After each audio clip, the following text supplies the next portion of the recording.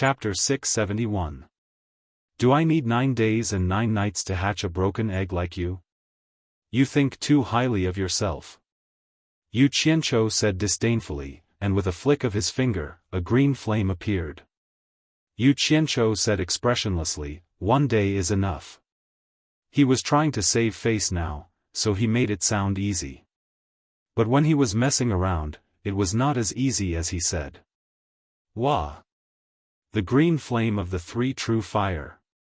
The crow cried out in surprise, flapping its wings and flying around the green flame on Yu Qianzhou's fingertip. Yu Qianzhou asked curiously, you recognize the 3 true fire as well? Although it looked like a crow, it was still a phoenix's descendant, and had good taste. The crow nodded excitedly as it flew, saying, of course I recognize it. We phoenixes are naturally good at controlling fire, how could we not recognize the 3 true fire? As if to prove that it could control fire, as it flew, its black feathers suddenly glowed red, and in an instant, its entire body was covered in red flames. It flew around the room nimbly, the red flame supporting it like soft wings. At first glance, it really looked like a fire phoenix.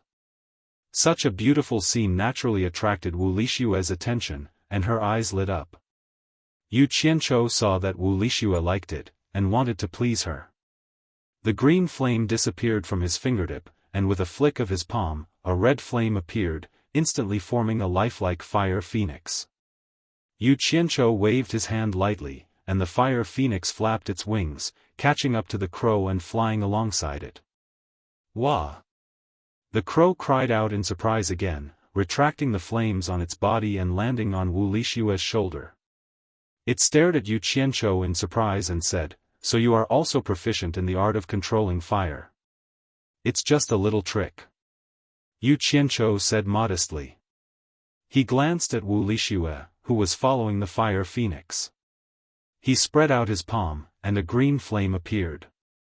It instantly turned into a vivid and lifelike fire phoenix.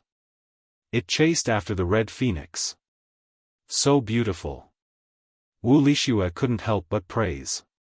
Yu Qianzhou chuckled and said, there's more. A black flame appeared in his palm, instantly forming a lifelike black fire phoenix. It flapped its wings and flew into the air, joining the flying team. 3 different colored fire phoenixes happily chased each other in the room. Wow! The crow cried out again, the black flame of the 3 true fire, there's even a purple one. What about the purple flame of the 3 true flames? I want to see, I want to see. What are you looking at? There's nothing left. Yu Qianzhou waved his hand, and 3 fire phoenixes flew over, collided with his body, and disappeared. I want to see it. I want to see it. Let me see your purple fire phoenix. I beg you. Crow's pleading was futile, and she hugged Wu Lishua's neck, begging, Shua, help me beg your man. I want to see the purple flame phoenix. Wu Lishua obviously wanted to see it as well, and her eyes revealed a pleading look as she looked at Yu Qianzhou. Yu Qianzhou shrugged his shoulders helplessly and said, I've never seen a purple flame myself, where would I get one to show you? He then turned to Crow and chuckled, little phoenix, do you know where to find purple flames? This was the question he really wanted to ask. There should be purple flames in every realm, right? It's the source of power that supports every realm, and its power is very great. On the other hand, the green fire and black fire on your body shouldn't be flames of this world. Strange, how did you get your hands on them? The crow recalled and said. Yu Qianzhou waved his hand impatiently and said, don't tell me these useless things, just tell me where I can find them. How would I know? I'm not familiar with this place. Crow said with some grievance. Yu Qianzhou immediately rolled his eyes at him, turning to look at Wu Lishua solemnly, as if he wanted to say something. Wu Lishua was a little nervous under his gaze, and asked, what is it? Lishua, I hope you can keep it secret. Yu Qianzhou pointed at Crow and said, if anyone asks you anything about it, just say you don't know. You can push it to me, and say I gave it to you. Wu Lixue was taken aback, and asked, I can't tell anyone. Do you want to hide it from my grandfather, parents, and brother? Yu Qianzhou nodded, then shook his head and said, It's not that I want to hide it from them, it's just that now isn't the time to tell them. For your safety, don't tell them for now, it's actually for their own good.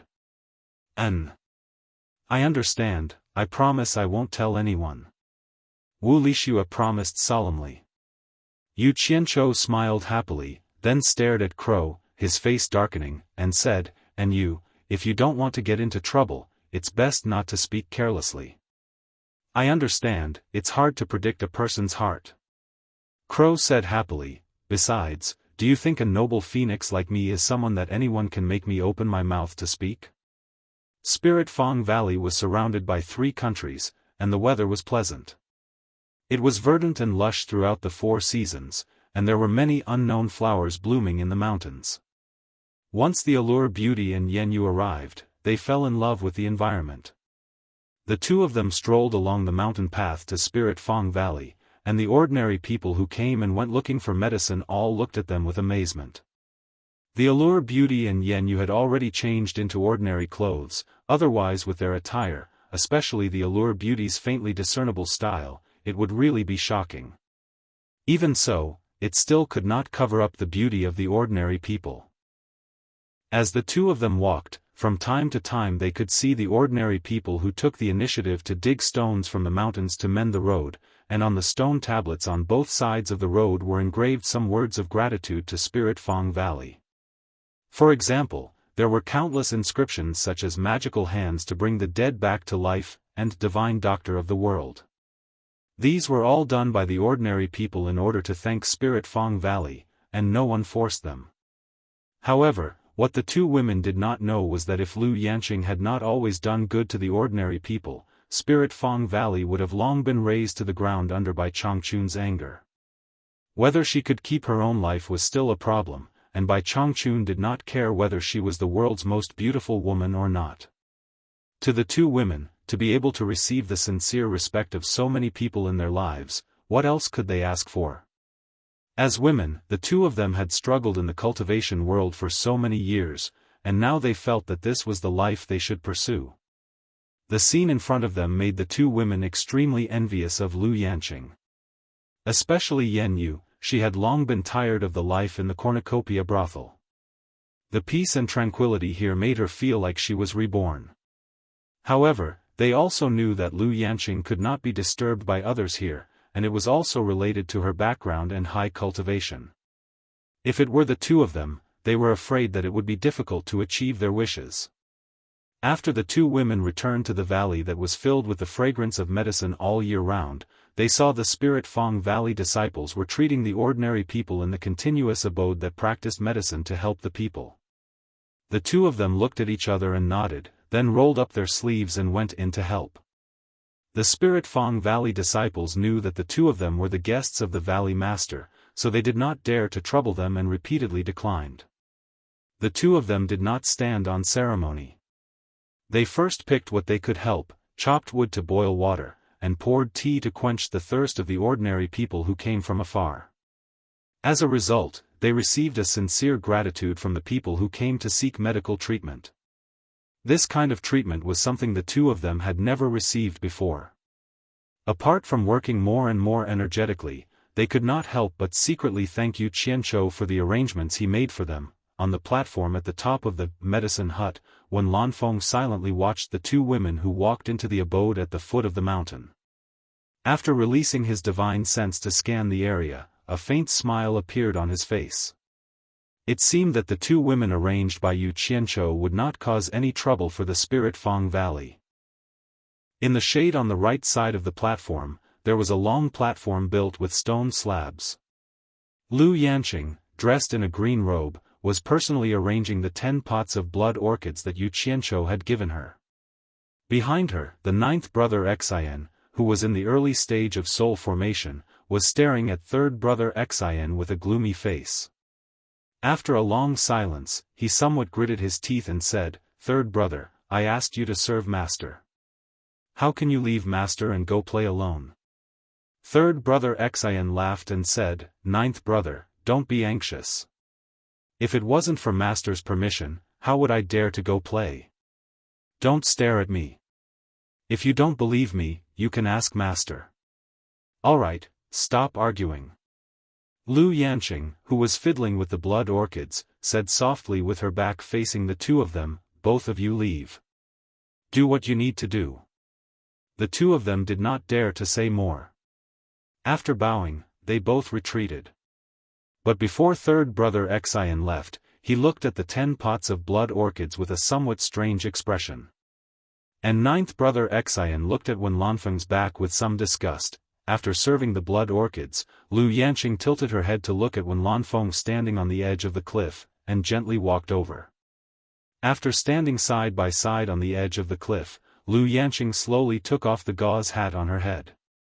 Facing the rising sun, her beautiful face was suffused with a faint luster. She turned her head and asked softly, "When are you leaving?" As soon as Wen Lanfeng turned his head, the look in his eyes immediately froze. Strands of silky black hair were tied behind her lustrous ears. Her eyebrows were like distant mountains, her white teeth were like shells, her red lips reflected the sun, and her eyes were clear and intelligent. The skin on her face was not made up, but the color was like the morning glow reflecting the snow, crystal white with a hint of rosy. Standing on the edge of the cliff, like an orchid in an empty valley, a pair of intelligent eyes staring at him, making him unable to help but palpitate, Lu Yanqing saw that he was staring at her foolishly, and could not help but frown slightly. She said unhappily, "Wen Lanfeng, please respect me." Wen Lanfeng suddenly came back to his senses. He awkwardly turned his head to the side and stared steadily into the distance. Although it was not the first time he saw Lu Yanqing's true appearance, he would always be stunned by her stunning appearance. Every time he saw her, he would never get tired of looking at her. "Do you hate me that much? Do you still think I am not sincere to you?" Wen Lanfeng said with a wry smile. "Is it not good to be friends between you and me?" Lu Yanqing asked. "Oh. Be friends? I can't face you calmly as a friend." Wen Lanfeng shook his head, took a deep breath, turned his head again, and solemnly asked, "Can you be honest with me, what kind of man do you like?" Chapter 672. Is it meaningful to ask such a question? Lu Yanqing shook her head slightly. "Of course it is meaningful." Wen Lanfeng's gaze was firm. "At least it is meaningful to me. You should also understand that it is meaningful to me. I don't want to give up, and I won't give up. I still want to work hard because you are the biggest reason why I stay in this world. Otherwise, do you know? If I concentrate on my cultivation, I'm afraid the day I ascend to the immortal realm is not far away." Lu Yanqing looked at him in surprise. "Are you confident that you can integrate the 7 spirits into your life spirit?" Wen Lanfeng smiled bitterly. "If I can get rid of my selfish thoughts, it should be within 100 years, or even less. Then I should congratulate you. The cultivation world has not had a cultivator ascend to the immortal realm for many years. You are the first person to carry on the past." Lu Yanqing smiled. "The first person to carry on the past?" Wen Lanfeng mocked himself. "You think too highly of me. Have you forgotten what the emissary of hell said? The real first person is by Changchun. His cultivation has long surpassed the soul formation final stage. I'm afraid that even if I ascend to the immortal realm, I will not be able to withstand a single blow from him." Lu Yanqing frowned and shook her head. "Why do you have to compare yourself to him? He is different from us. He is too ambitious." "What do you mean?" Wen Lanfeng was alarmed. "Are you suspecting that he has some ambition? That's why he has stayed in the human world and refused to ascend?" "No, don't misunderstand me. I'm not saying that he has any ambition. If he does, he doesn't need to hide it. No one in the cultivation world can stop him. He is too strong." Lu Yanqing hugged the gauze hat in her hand and sighed against the morning sun. I said he is ambitious because I feel that he is different from us. Among us, some of us fight for power and profit to be the overlord. Some of us fight for a false name on the cultivation world's ranking list. He does not care about these things at all. I once heard Nongzhu say that Bai Changchun has been pursuing some illusory great path. Great path? Wen Lanfeng was surprised. What is great path? What is great path? Why haven't I heard of it before? Lu Yanqing shook her head and said, I've never heard of it. I've asked Nongzhu, but Nongzhu doesn't know what it is. I just occasionally hear similar words from Bai Changchun's mouth, saying that it is likely to be a cultivation realm in Bai Changchun's ideal. Wen Lanfeng pondered for a moment, then shook his head and said, let's not talk about him. His cultivation method is incredible. I've never heard of him using things like spirit stones. He's walking a different path from us. Maybe the path he's walking is the so-called Great Way. Those who walk different paths cannot make plans together. Even if you told us, it would be difficult for us to understand.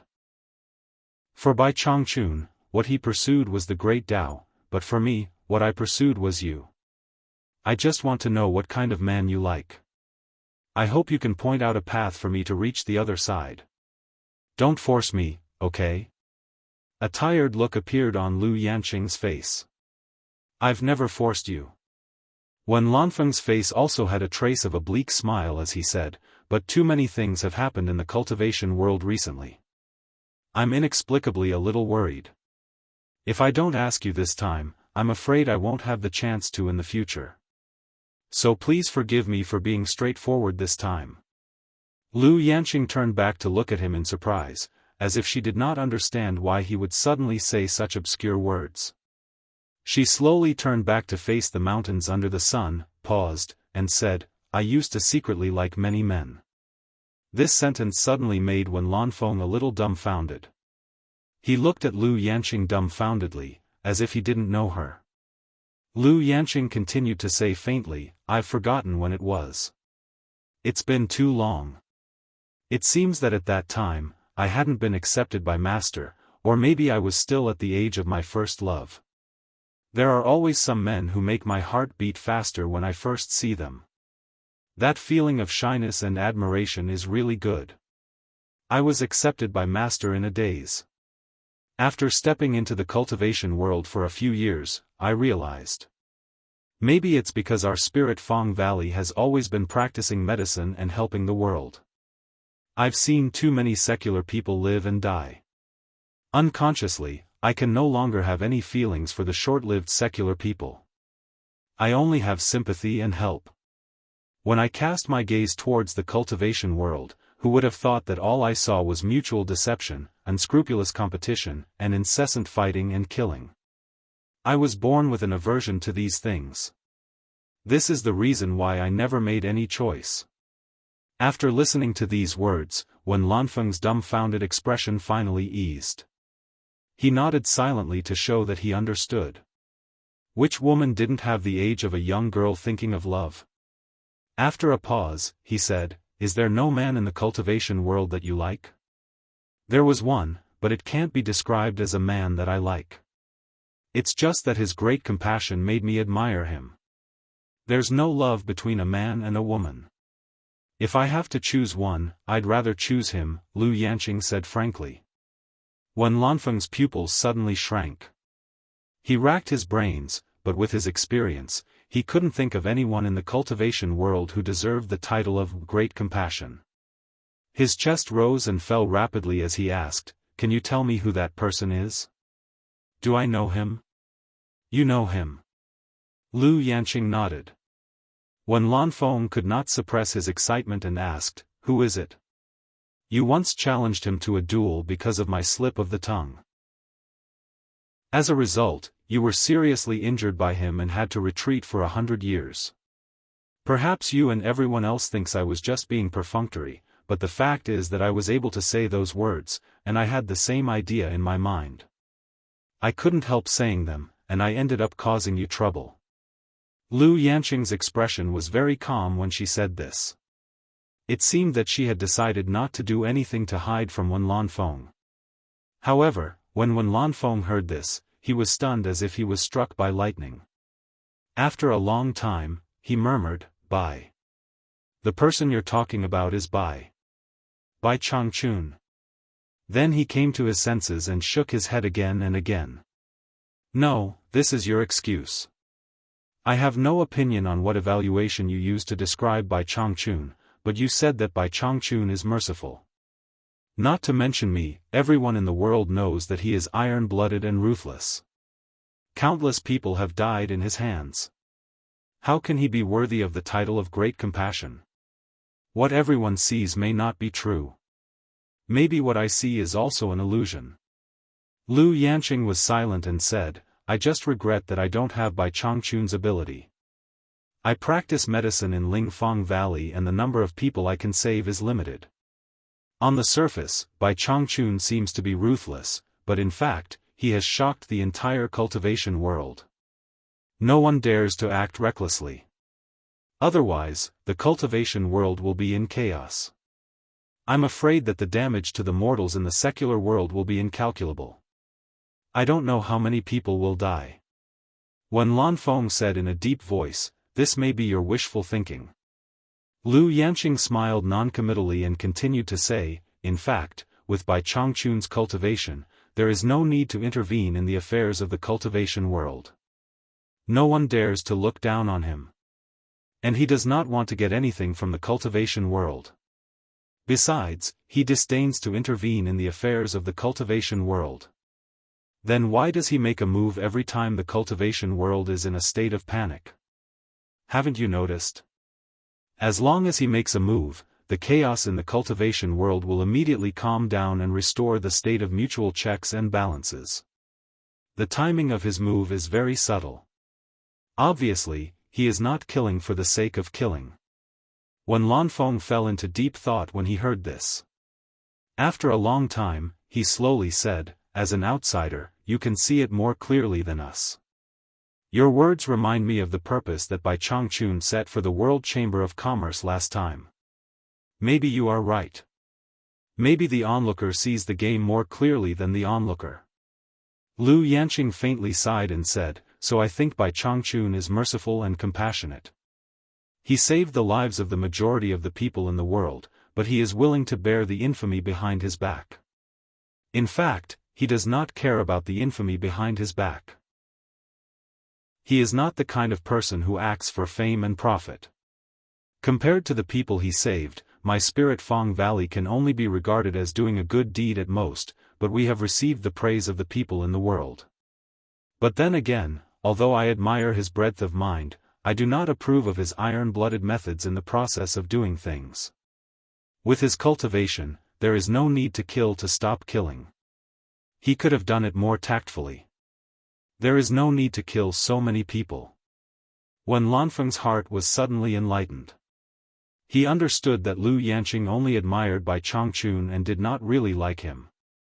But there were some things that he did not want to argue with Lu Yanqing.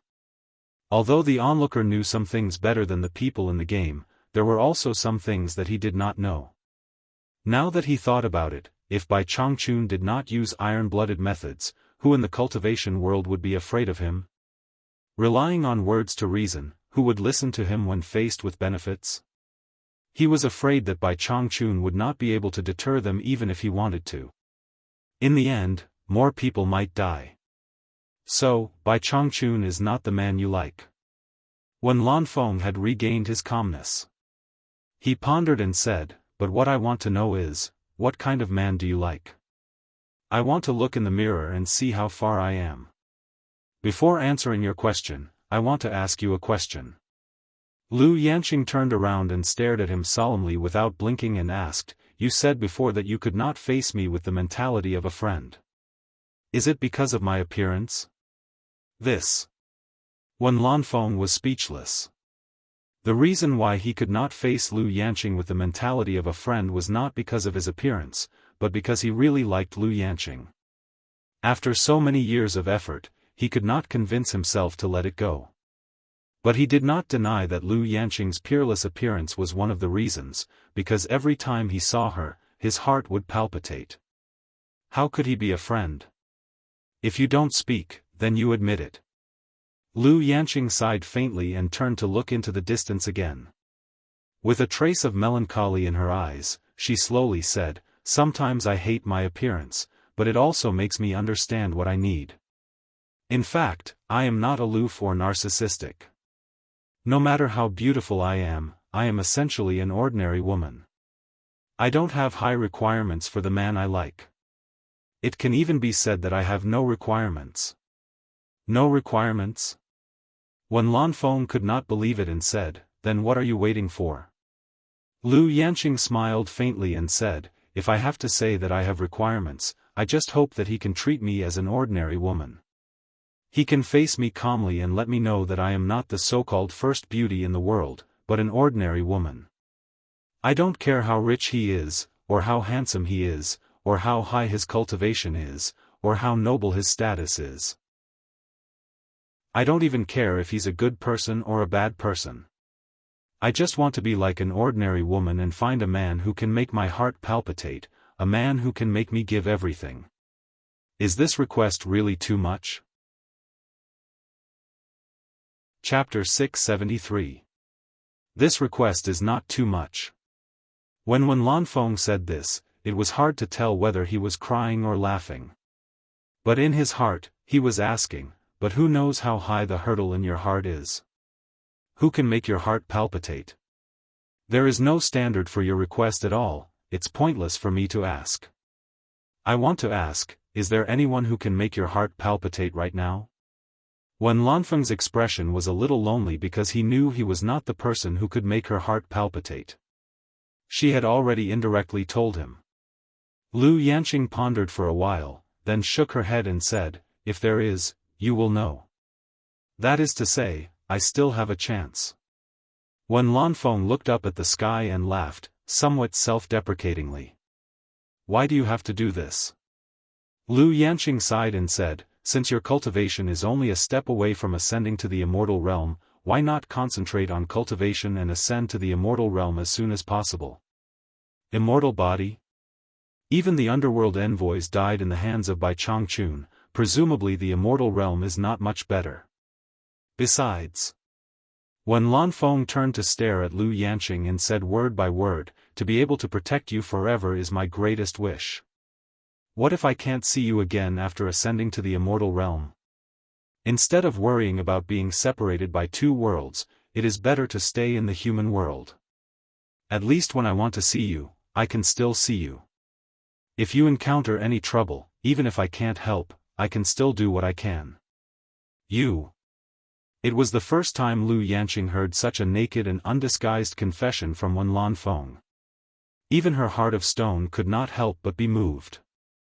In the end, she restrained her emotions and sighed faintly again and said, "Why do you have to do this?"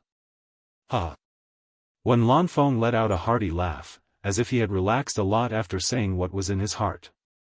He pointed to the abode at the foot of the mountain and changed the topic. "It seems that the two women arranged by Yu Qianqiu are good in nature. They can lower themselves to do odd jobs, not bad, not bad." Lu Yanqing stared at him silently for a while. When she heard him mention Yu Qianqiu, she frowned and asked, "I have something I want to verify with you. I hope you can tell me the truth." Wen Lanfeng turned around in surprise and asked, "What's the matter? Is Yu Qianqiu a disciple of Bai Changchun?" Lu Yanqing asked. Wen Lanfeng was stunned and asked in surprise, "Not many people know about this." "How did you know? Did Nongzhu tell you?" "So my guess is correct." Lu Yen gave a rare cold snort, and said, "No one told me, but I accidentally found out that Niu Yud is Yu Qianqiu in disguise, plus a few things linked together. I guess that Yu Qianqiu and Bai Changchun have a relationship, but I don't dare to confirm that he is Bai Changchun's disciple." "I know you also know the secret, otherwise you wouldn't support him time and time again. I can't imagine that Bai Changchun, who has been arrogant all his life, has taught a deceitful disciple, who uses fake pills to harm people and cheat money. Niu Yud is Yu Qianqiu in disguise?" Wen Lanfeng was shocked. Lu Yanqing asked with some astonishment, "Don't you know?" "I really don't know about this." Wen Lanfeng did not doubt Lu Yanqing's words at all. He frowned and pondered. It seems that Nongzhu also knows about this. No wonder Yu Qianqiu and Niu Yud are familiar. It turns out that they are the same person. What does Yu Qianqiu want to do? He is too reckless. His gaze swept past the abode below, and he immediately narrowed his eyes. He pointed at it and said, "If that's the case, then Yan Yu of the Sleeping Spring Loft is his." Reckless, this kid is simply messing around, too outrageous. How could Bai Chongqun accept such a person as a disciple? Is there any reason why Yu Qianqiu did this? Lu Yanqing asked. I don't know. Wen Lanfeng said in a low voice, I have to go back and send a message to Nongzhu to see if Bai Chongqun knows about this. If this boy is fooling around behind Bai Chongqun's back, it is simply ruining Bai Chongqun's wisdom. Bai Chongqun must discipline him well. Otherwise, with this boy's cultivation at such a young age, once Bai Chongqun leaves, there will be a big scum in the cultivation world. Then he looked at Lu Yanqing and said, Niu Yud and Yu Qianqiu have not stopped. This matter cannot be delayed. If it is too late, who knows what this boy will do to harm people. I will go back first. Lu Yanqing nodded and watched Wen Lanfeng quickly fly into the sky.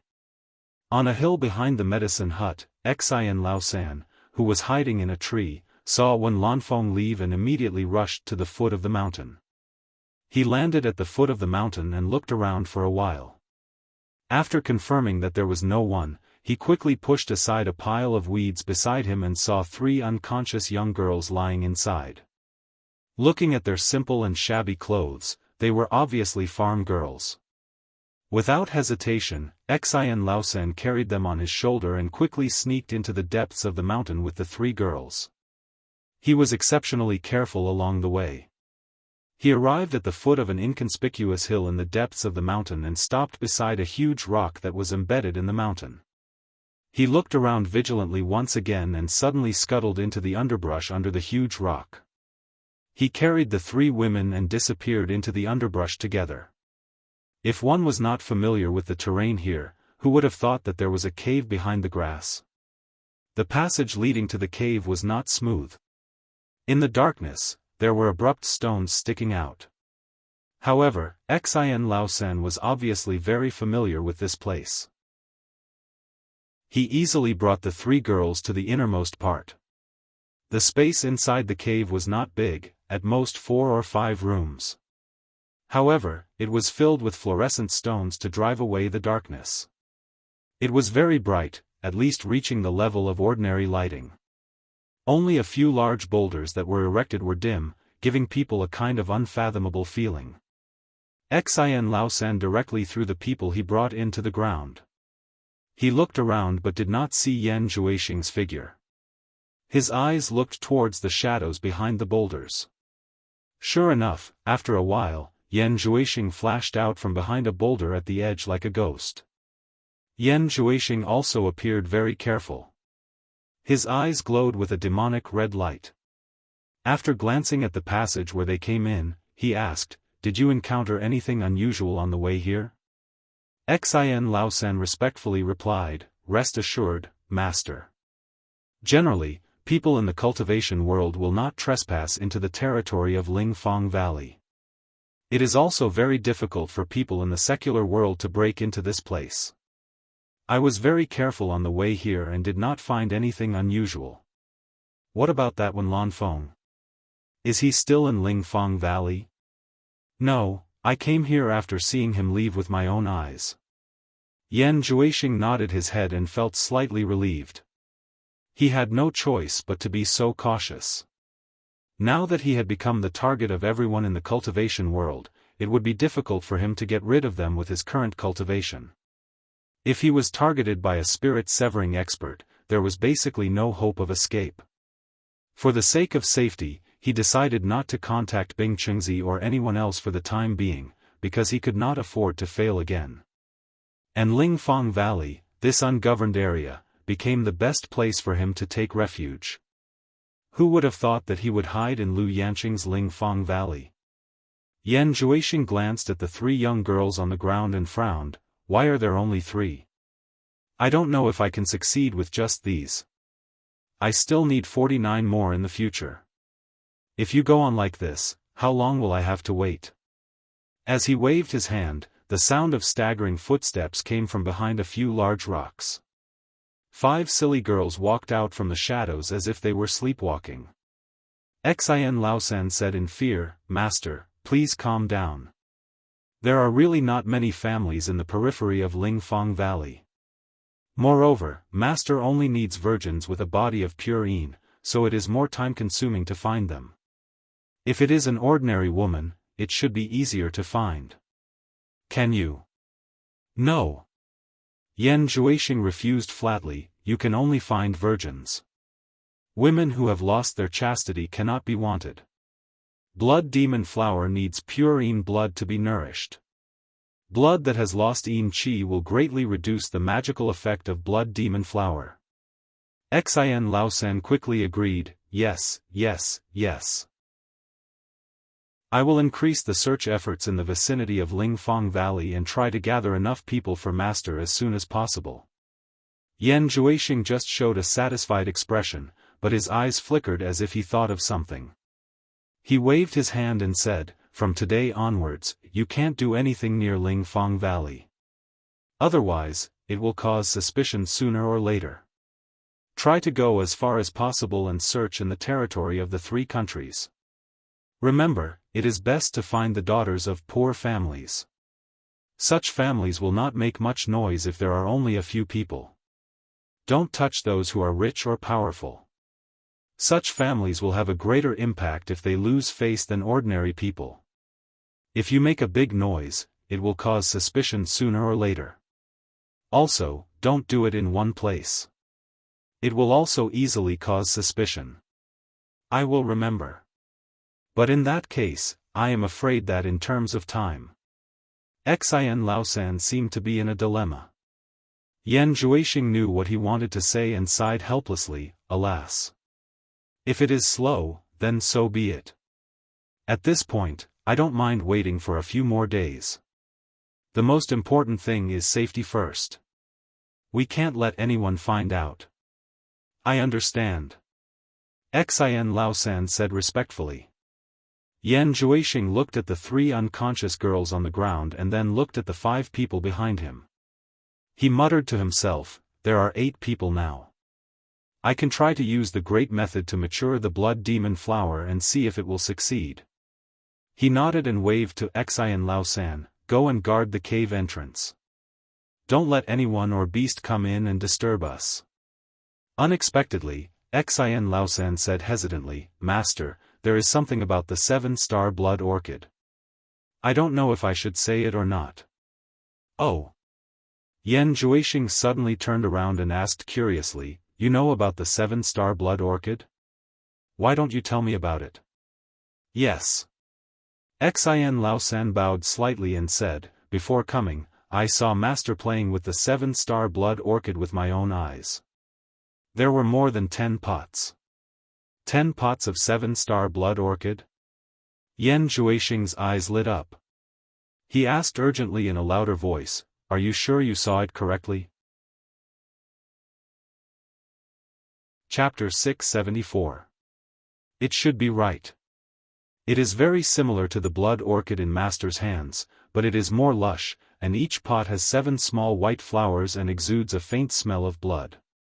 My master also said that it is the 7-star blood orchid brought back from the cornucopia." Xian Laosan said. "Then it should be right. Hey! Is what Yu Qianzhou said true?" Yan Juixing muttered. He remembered that Yu Qianzhou said in the cornucopia that he sold the 10 pots of blood orchid to someone else. At that time, he thought that Yu Qianzhou was lying. He didn't expect it to be true, and he didn't expect it to be sold to Lu Yanqing. If Master needs, this subordinate will find a way to steal the 10 pots of blood orchid. Xian Laosan flattered. Yan Juixing hesitated and shook his head. He raised his hand and said, "Don't act rashly. A little impatience will spoil a great plan. Although I really want the 10 pots of mature blood orchid, it is not the time. Once the 10 pots of blood orchid of your master are stolen, and Yu Qianzhou revealed the truth to me, it is inevitable that someone will suspect me. For safety reasons, you must not touch the 10 pots of blood orchid of your master, at least not for the time being. This subordinate understands." Xian Laosan bowed slightly. Yan Zhuixing waved his hand and said, "Set up a soundproof enchantment at the entrance of the cave and guard it well." The former obeyed and quickly rushed to the entrance of the cave to set up, and then hid in the cave behind the grass to guard against people breaking in. Inside the cave, Yan Zhuixing flicked his fingers and shot 3 black lights directly at the 3 young women on the ground. The 3 women woke up from their coma one after another. The person who woke up first realized that he was lying on the ground. He hurriedly got up and looked at his surroundings. Ah! He was so scared that he let out an ear-piercing scream. His voice echoed in the cave. She didn't know what happened and how she suddenly appeared in a cave. In some dim light, a good-looking but expressionless man was staring at her indifferently. Behind the man were 5 girls with dull expressions, and the atmosphere was extremely frightening. The most terrifying thing was that beside her, there were 2 figures struggling to get up. The strange scene was beyond her imagination, and she subconsciously let out a terrified scream. Yan Zhuixing's eyes suddenly glowed with a demonic red light, penetrating the other party's mind and cutting off the scream halfway. As soon as the other 2 girls raised their heads, their eyes met with a pair of glowing red eyes. The fear on their faces immediately turned into a sluggish expression. The bewitching red light disappeared. Yan Zhuixing's cold eyes quickly swept across the eyes of the 8 young girls. Silly smiles appeared on the faces of the 8 young girls.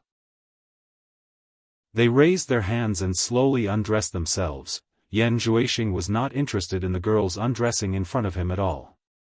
He took out the 7 pots of immature 7-star blood orchids from his storage bag and carefully took out the blood orchids by their roots from the soil in the flower pots.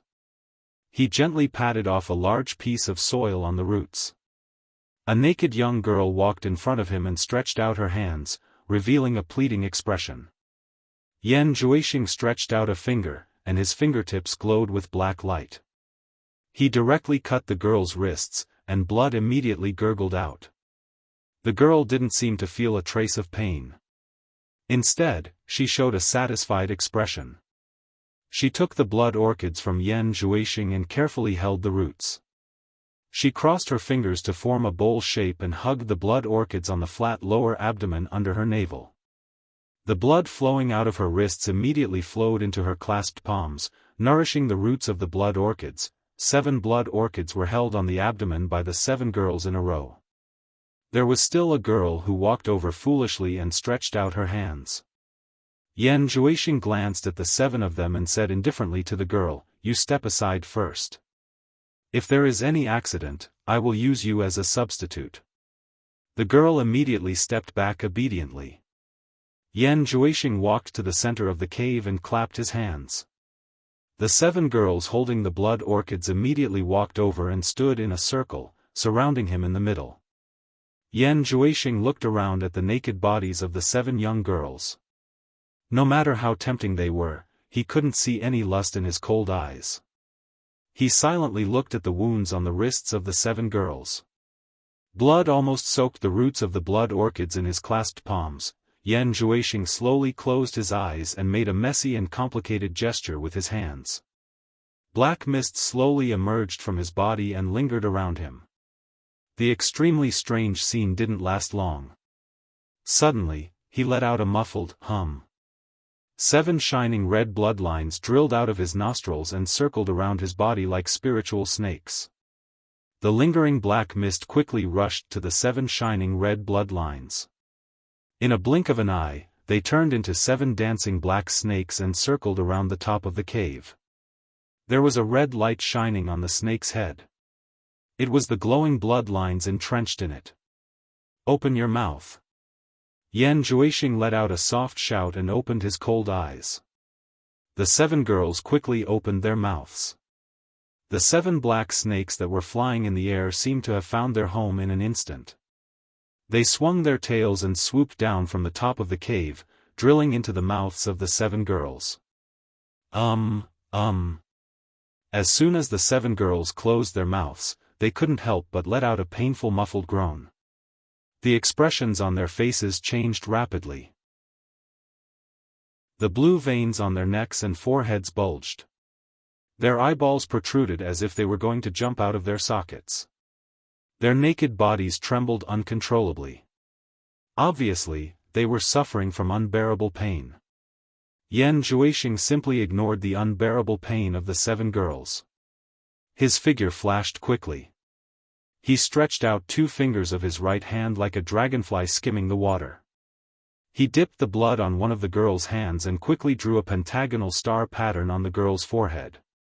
After he was done, he turned around and waved the 2 fingers of his right hand. Soon, he used the blood of the 7 girls to draw a pentagonal star pattern on each of their foreheads. After doing this, Yan Zhuixing quietly closed his eyes and pondered for a while. Then, he slowly knelt down on one knee piously. He pressed the finger that was stained with the blood of the 7 girls on his forehead. He pressed it heavily and drew a bright vertical mark from the center of his forehead to between his eyebrows. It was as if he had grown a 3rd eye. Yan Zhuixing knelt on one knee in the middle of the 7 naked girls. He put his palms together and pressed them on his chest. He lowered his head and chanted piously.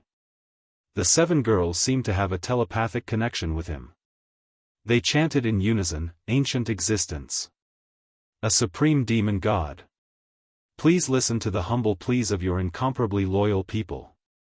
Almighty demon god, please open your incomparably broad chest and bestow power to your people who worship you piously.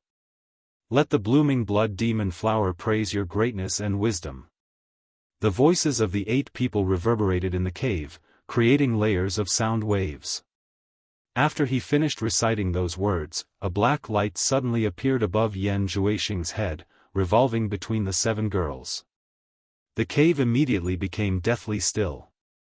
The sounds that were originally reverberating in the cave were suppressed by a desolate and ancient aura the moment the black light appeared.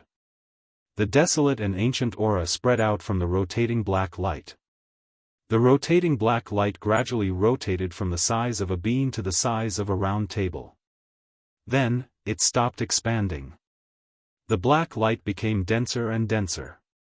Suddenly, it flashed and split into 2. The 2 black lights seemed to be brewing and floated. After a while, they actually formed 2 huge eyes. This pair of transformed eyes were like the eyes of a real person. Every frown and movement was bright and full of unquestionable majesty. Although it looked like a real person's eyes, it did not look like a human's eyes. Because it was too cold, there was not a trace of emotion in it.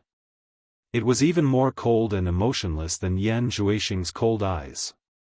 Inside the cave, there was a desolate, ancient, and incomparably awe-inspiring majestic aura. This caused 3rd brother Xiaofan, who was guarding the cave entrance, to be endlessly shocked. He couldn't resist and knelt down towards the cave entrance. If it wasn't for the fact that the majestic aura had been intentionally restrained, such an awe-inspiring aura would probably have been sensed by everyone in Spirit Fragrance Valley the moment it rushed out of the cave. That was a kind of unquestionable majestic aura that didn't need to be shown. Yan Zhuixing seemed to be accepting the judgment of fate. He closed his eyes and slowly raised his head to face the sky with a pious expression. The 2 slender and cold huge eyes slowly stared at Yan Zhuixing, who was kneeling with his head held high. Yan Zhuixing immediately felt a strong pressure wrapping around him. He did not even have the strength to lift a finger. It was as if his whole body was going to be crushed into powder in an instant. Suddenly, a black light shot out from the 2 huge eyes and directly entered the blood-red vertical scar on Yan Zhuixing's forehead. The blood-red vertical scar instantly became alive. The red light overflowed and shone, as if a 3rd eye was really going to grow on his forehead. After the cold and huge eyes finished doing this, they gradually dispersed into a rotating black light. They gradually shrank, as if they were going to disappear. Suddenly, the shrinking black light paused for a moment, then began to expand again, turning into a pair of huge eyes. The cold eyes seemed to have a little bit of humanity. They stared at Yan Zhuixing and actually revealed an expression of contemplation. After a while, it seemed to have thought of something. It once again shot out a black light and wrapped Yan Zhuixing's whole body. After the black light was completely annihilated into Yan Zhuixing's body, the eyes dispersed into a black light again. It rapidly rotated and shrank until it was the size of a bean. Then, it suddenly disappeared. In an instant, the majestic and oppressive, desolate and ancient terrifying aura in the cave disappeared without a trace. Only then did Yan Zhuixing dare to open his eyes. He looked around with a hint of excitement and excitement hidden in his eyes. Although he didn't know what had happened just now and was only doing it according to the records in the demonic book, it was the first time he deeply experienced the extraordinariness and power of the great demonic book.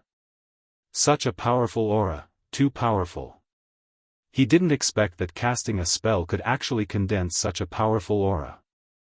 Not only did it suppress his body, but it also suppressed his thoughts of resisting. One could tell the whole picture by looking at one spot. The demonic book actually had such power. Once it was mastered, who in the world could stop him? Yan Zhuixing's excited gaze froze. He forcefully stabilized his emotions. He knew that now wasn't the time to think about all sorts of things. A journey of 1,000 miles began with a single step. The way of the king was to do what was in front of him first.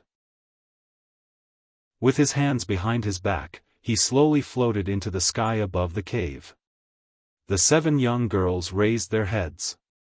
Their gazes followed his figure and looked up at him in a daze. Yan Zhuixing formed complicated hand seals and indifferently spat out word by word, "Light of the demon god, shine on the 7 stars. Lowly creatures, under the illumination of the demon god, contribute your lives and let the flower of the blood demon bloom even more brightly." The blood stain on his forehead that was overflowing with red light immediately attracted the gazes of the 7 young girls. The star-shaped patterns on their foreheads immediately resonated, and there was also a red light circulating on them. Suddenly, the red light on Yan Zhuixing's forehead turned into 7 red light beams and directly shot into the center of the star-shaped patterns on the foreheads of the 7 young girls. The red light on the foreheads of the 7 young girls flashed and disappeared along with the star-shaped patterns on their foreheads. An indescribable expression of pain instantly appeared on the faces of the 7 young girls. Their pale faces that had lost too much blood twisted into a hideous and twisted appearance. Their bodies couldn't stop trembling. The wound on his wrist that had already coagulated into a blood scab suddenly collapsed. Blood gushed out rapidly. What accompanied it was the red light mixed with the fresh blood that flowed continuously towards his closed palms. Once the flowing red light came into contact with the roots of the 7-star blood orchid, the entire blood orchid immediately seemed to be filled with life. The red leaves that were like silk wriggled and grew slowly. The 7 young girls seemed to be unable to bear the pain any longer. Ah! They desperately shook their heads and screamed. Her originally bare and smooth skin was rapidly aging at a visible speed, and wrinkles appeared on her skin. The shrill screams couldn't make Yan Zhuixing's ice-cold eyes produce a trace of pity. Even if the screams were extremely miserable, it couldn't make a ripple in his eyes. He was concentrating on the 7 7-star blood orchids that were growing rapidly. The young life was flowing away. The plump breasts that originally belonged to the young girls were gradually withering and shriveling. The youthful faces couldn't help but wrinkle. The black hair on their heads was turning from white to white. The thick smell of blood filled the entire cave. The mournful screams that were gradually weakening gradually became weak. They were actually already awake from the endless pain. Their eyes were flickering with fear. They actually wanted to resist, but they couldn't. There was a powerful force in their bodies that suppressed them to the point that they couldn't resist at all. The young girl standing at the side turned a deaf ear to this. She still had a silly smile on her face, as if everything had nothing to do with her. Yan Zhuoxing, who was silently watching everything below, suddenly had his eyes lit up. He saw that the 7 pots of blood orchids that had become incomparably beautiful suddenly blossomed with 7 white spots. The white spots were wriggling and struggling with all their might. They trembled and tried hard to expand. After struggling for a while, the flower buds that could be hugged finally sprang open. The tender red stamen was delicate and beautiful, and the white petals continued to grow. Success. Yan Zhuoxing, who was excited, was suddenly shocked again. If he let it continue to grow, it would bear a blood fruit soon. That wasn't what he wanted. He made a complicated gesture with his fingers. 7 black lights flicked into the wounds on the 7 people's wrists and immediately stopped the almost dried blood from flowing out.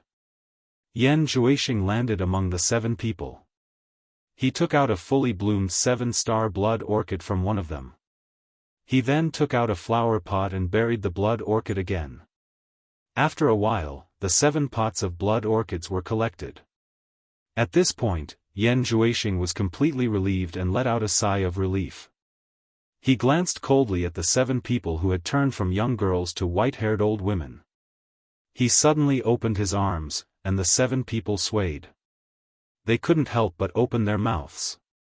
The 7 black snakes that were swallowed by them came out of their mouths again.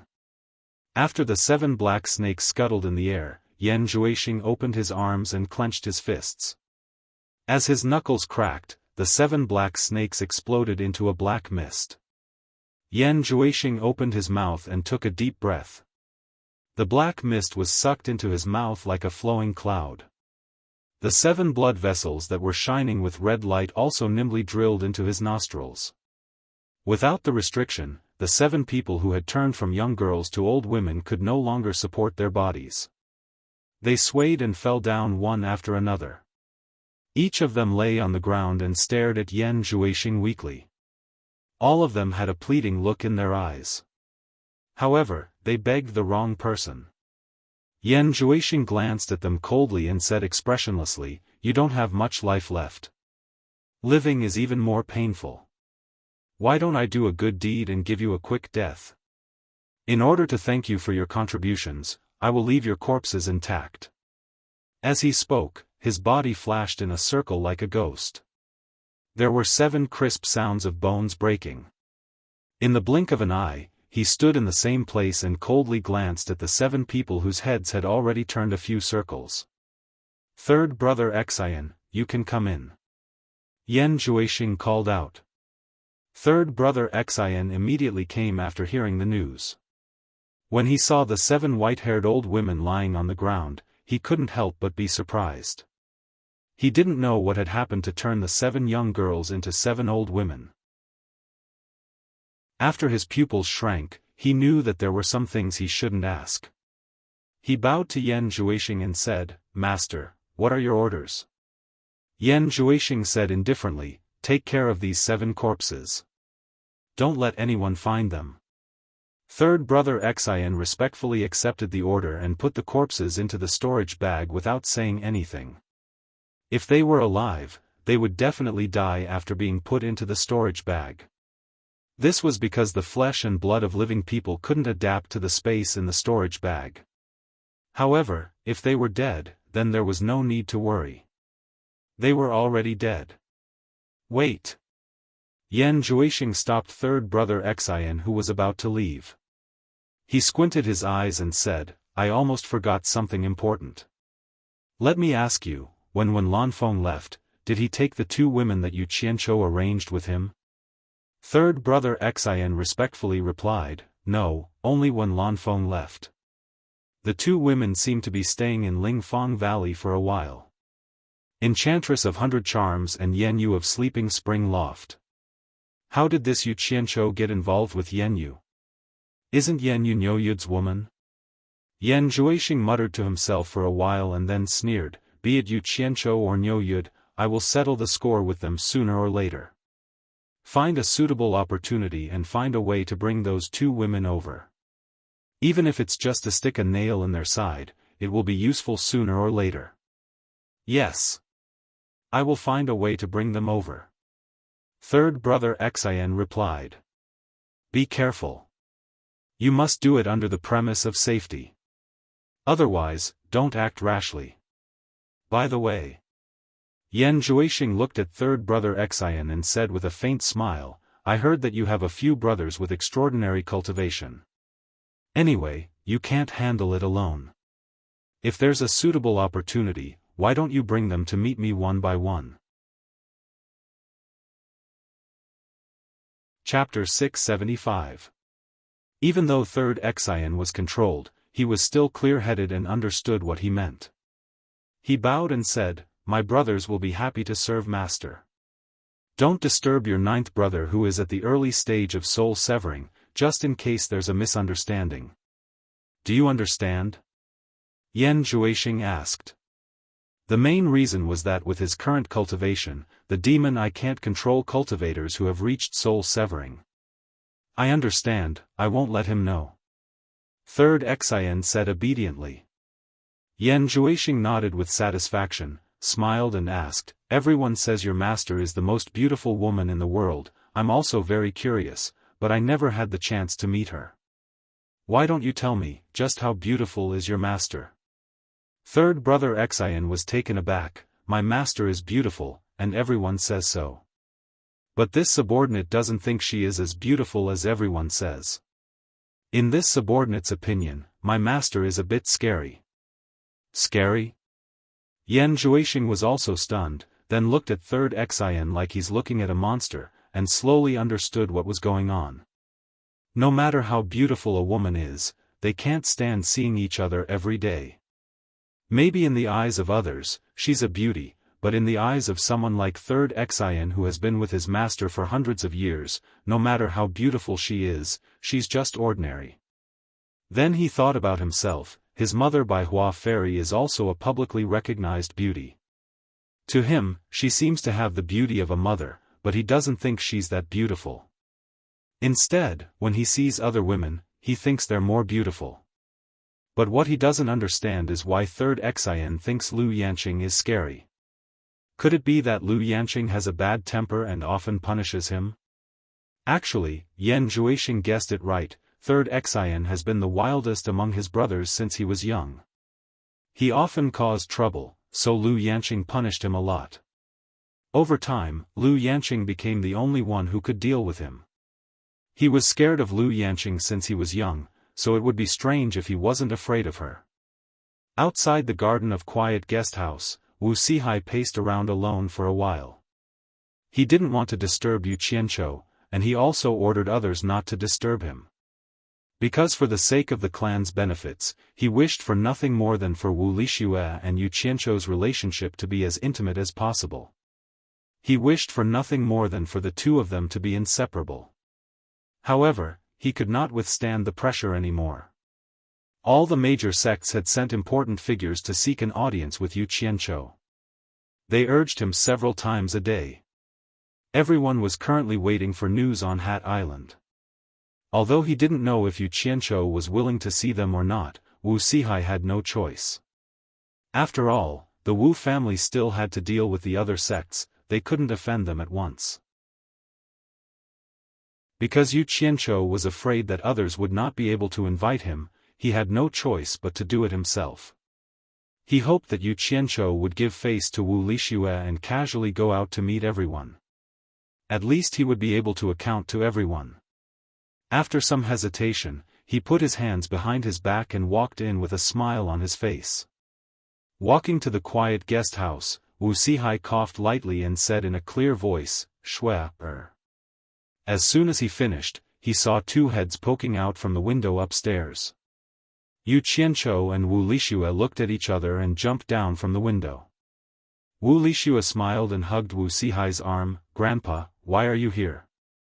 Wu Sihai's eyes paused on the crow on Wu Lixue's shoulder, and surprise flashed. Then he looked at Wu Lixue, who was glowing, and smiled with satisfaction.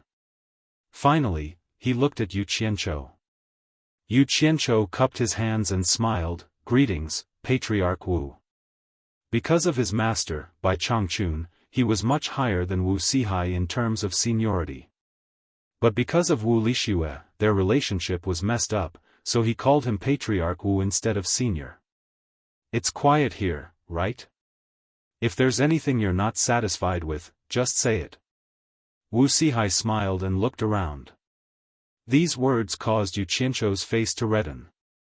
Not only was it peaceful, but you even offered your own granddaughter. How could I not be satisfied? He smiled awkwardly. I'm satisfied. May I know why Patriarch Wu is here? Wu Sihai didn't answer him, but looked at Wu Lixue. Shui, your father and mother haven't seen you for a few days. You should go and greet them, lest they worry. Wu Lixue looked at Yu Qianzhou, as if unwilling to be separated from him. Wu Sihai smiled bitterly in his heart. Girls really leave their husbands, girls can't stay at home.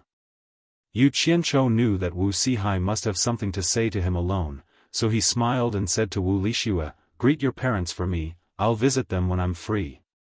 He said it with a guilty conscience. When was he not free these days? It was just that he slept with their daughter early, and he was afraid that it would be awkward to meet them, so he consciously avoided them. Wu Lixue replied with a "n" and slowly left. There was no one else in the garden, so Wu Sihai sized up the young man in front of him again and couldn't help but sigh. The scum of the cultivation world that was chased by all the sects was now a distinguished guest that all the sects fought to invite. The world was truly like a game of chess, changing constantly. Yu Qianzhou saw that Wu Sihai wanted to say something but hesitated, and he more or less guessed the reason for his visit. All the sects had probably sent people to look for him. In fact, this was also the reason why he appeared in the Wu clan in such a high-profile manner, so there was nothing strange about it. He couldn't help but smile. Is Patriarch Wu looking for me? If you have anything to say, just say it. I'm all ears. Wu Sihai smiled bitterly and shook his head. He sighed and said, then I won't beat around the bush. All the sects sent people to look for you, and they are all gathered at Hat Island. I know about the grudges between you and them, so my Wu clan doesn't plan to interfere with the matters between you and them. However, everyone can see that you are here, and all the sects came to look for our Wu clan, asking us to pass the message to you. You see, I have no other choice, so I came to look for you. What's wrong with that? Yu Qianzhou waved his hand disapprovingly and said, just tell them directly that I'm not interested in meeting them and ask them to scram. Wu Sihai was immediately displeased. This kid was clearly pretending to be ignorant. I came to look for you personally because I want you to show yourself and not make things difficult for my Wu clan. You actually don't give me face? Since you don't give me face, then don't blame me for relying on my status as Shui's grandfather to take advantage of my seniority. Wu Sihai's face darkened slightly, and he said in a deep voice, Yu Qianzhou, if you want them to scram, that's your business. You should tell them personally. My Wu clan can't afford to be a villain. Even if you don't give me face, you should give Shui's face, right? Don't forget that Shui's surname is also Wu. Don't make things difficult for my Wu clan. The old man's temper was rather great. Yu Qianzhou was delighted in his heart. He was waiting for Wu Sihai to make things clear so that he could seize the opportunity to do him a favor at little cost. This way, he wouldn't feel guilty for taking advantage of the Wu clan.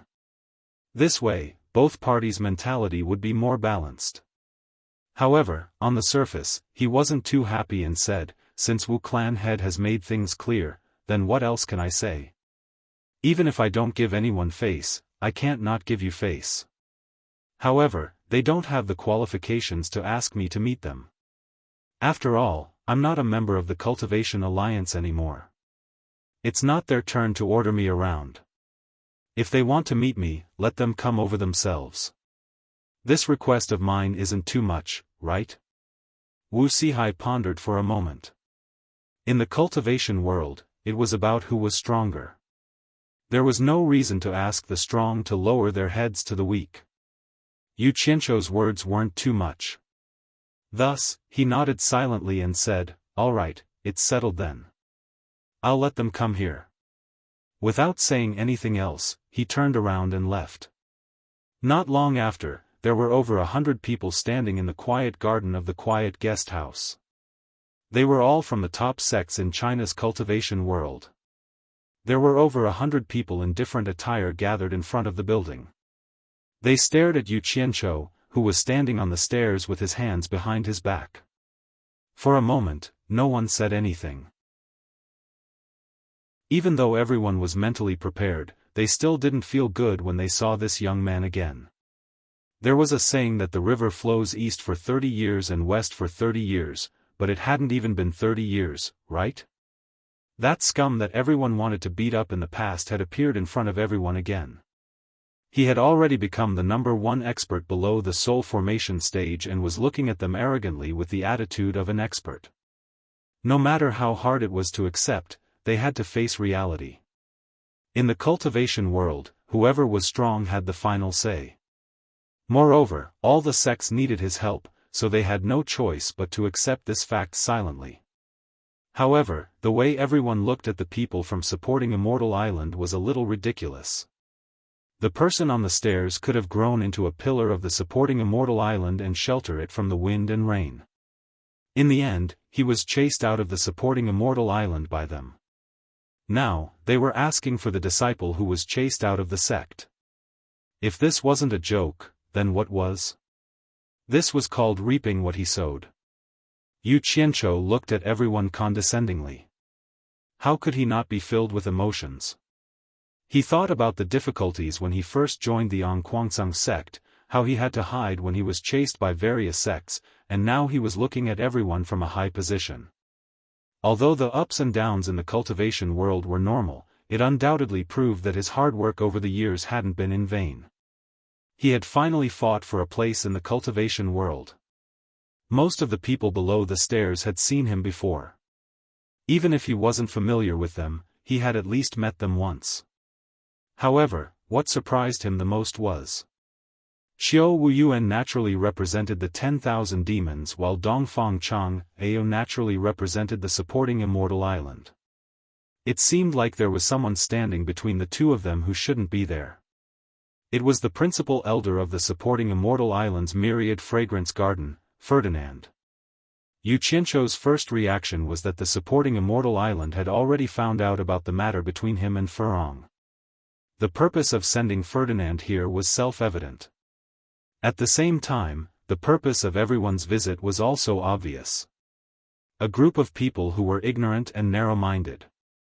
They suddenly knew how terrifying the outside world was and that they could be devoured at any time.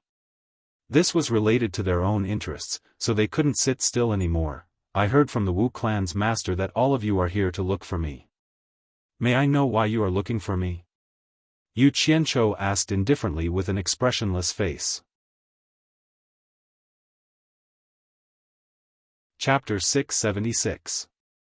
Since the silence had been broken, someone had to speak first. The so-called #1 sect in the world, Fuxian Island, was about to play its role. Dongfang Chang Ao looked at Yu Qianqiu with a complicated gaze and cupped his fists with difficulty. Yu Qianqiu, you've been roaming around the various countries for many years. I'm sure you know the situation of the Chinese cultivation world better than us. The Chinese cultivation world is now in a precarious situation. The soul formation stage masters of the various countries are like sharp swords hanging above our heads. Once they make a move, the various sects won't be able to fight back at all. Yu Qianqiu frowned. This doesn't seem to have anything to do with me, right? Brother you can't say that. Xiao Wuyuan also awkwardly cupped his hands and said, no matter what, you are still a part of China's cultivation world. Are you really willing to watch China's cultivation world be destroyed by foreign enemies? I really don't see why you guys are looking for me. If the soul formation stage masters want to make a move, I won't be able to stop them even if I want to. I'm sure you guys know this. Yu Qianqiu continued to play dumb. May I know why so many of you are looking for me? Dongfang Chang Ao said righteously, we're here to talk to you on behalf of the Chinese Cultivation Alliance. No matter what, you're a part of the Chinese cultivation world. It's only right for you to stand up in times of crisis. It would have been fine if Yu Qianzhou hadn't said that, but the moment he said that, Yu Qianzhou couldn't help but sneer. Old man Dongfang, how dare you say something like that? When you can't use me, you can't wait to kill me. Now that you're asking me to stand up in times of crisis, you're really reasonable. Oh. So you guys are here on behalf of the Chinese Cultivation Alliance. That's a lot of representatives. Yu Qianzhou seemed to be counting the number of people as he glanced at everyone one by one. It was good to talk to Yu Qianzhou in order to protect the Chinese cultivation world, but no one thought that Yu Qianzhou could protect the entire Chinese cultivation world by himself. However, with his relationship with some soul formation stage masters, it wouldn't be a problem for him to bring one or two top soul formation stage masters over to protect a sect. This was the reason why everyone had gathered here. As for those small sects that were too weak, they knew their limits. They knew that they couldn't compete with those big sects even if they came. Anyway, there were already enough people representing the Cultivation Alliance on this trip. This made Dongfang Chang Ao a bit embarrassed. Otherwise, he wouldn't have dragged Ferdinand, who was in charge of the spiritual herb garden. Sigh. Although when the Chinese cultivation world had any benefits, it was all taken by your sects and had nothing to do with me. But at the critical moment, you guys finally thought of me. It's not easy. Yu Qianzhou was full of sarcasm and didn't leave any face. If he said such words in the past, a lot of people would jump out and beat him up. But now, everyone had to listen even if they didn't want to. Strength determined attitude. But everyone's face had been tested for a long time. They knew what they could listen to and what they could pretend not to hear. Many people lowered their heads to look for ants. Yu Qianzhou glanced at the group of people who didn't speak and sneered, okay. You guys are heartless, but I can't be unjust.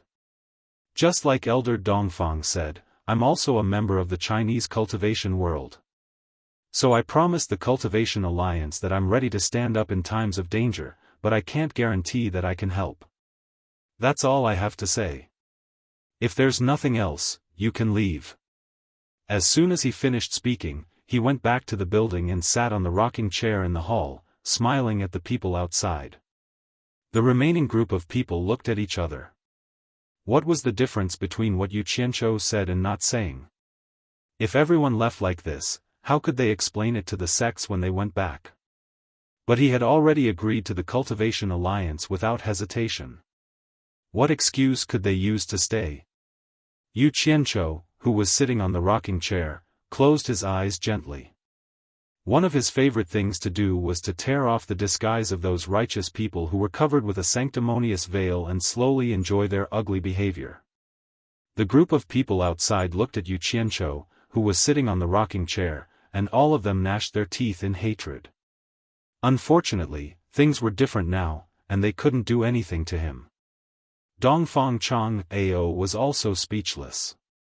His words were blocked by Yu Qianzhou. He represented Fuxian Island, and it was not good for him to do anything in public. He could only transmit his voice to Ferdinand next to him, Elder Ferdinand, it's up to you now.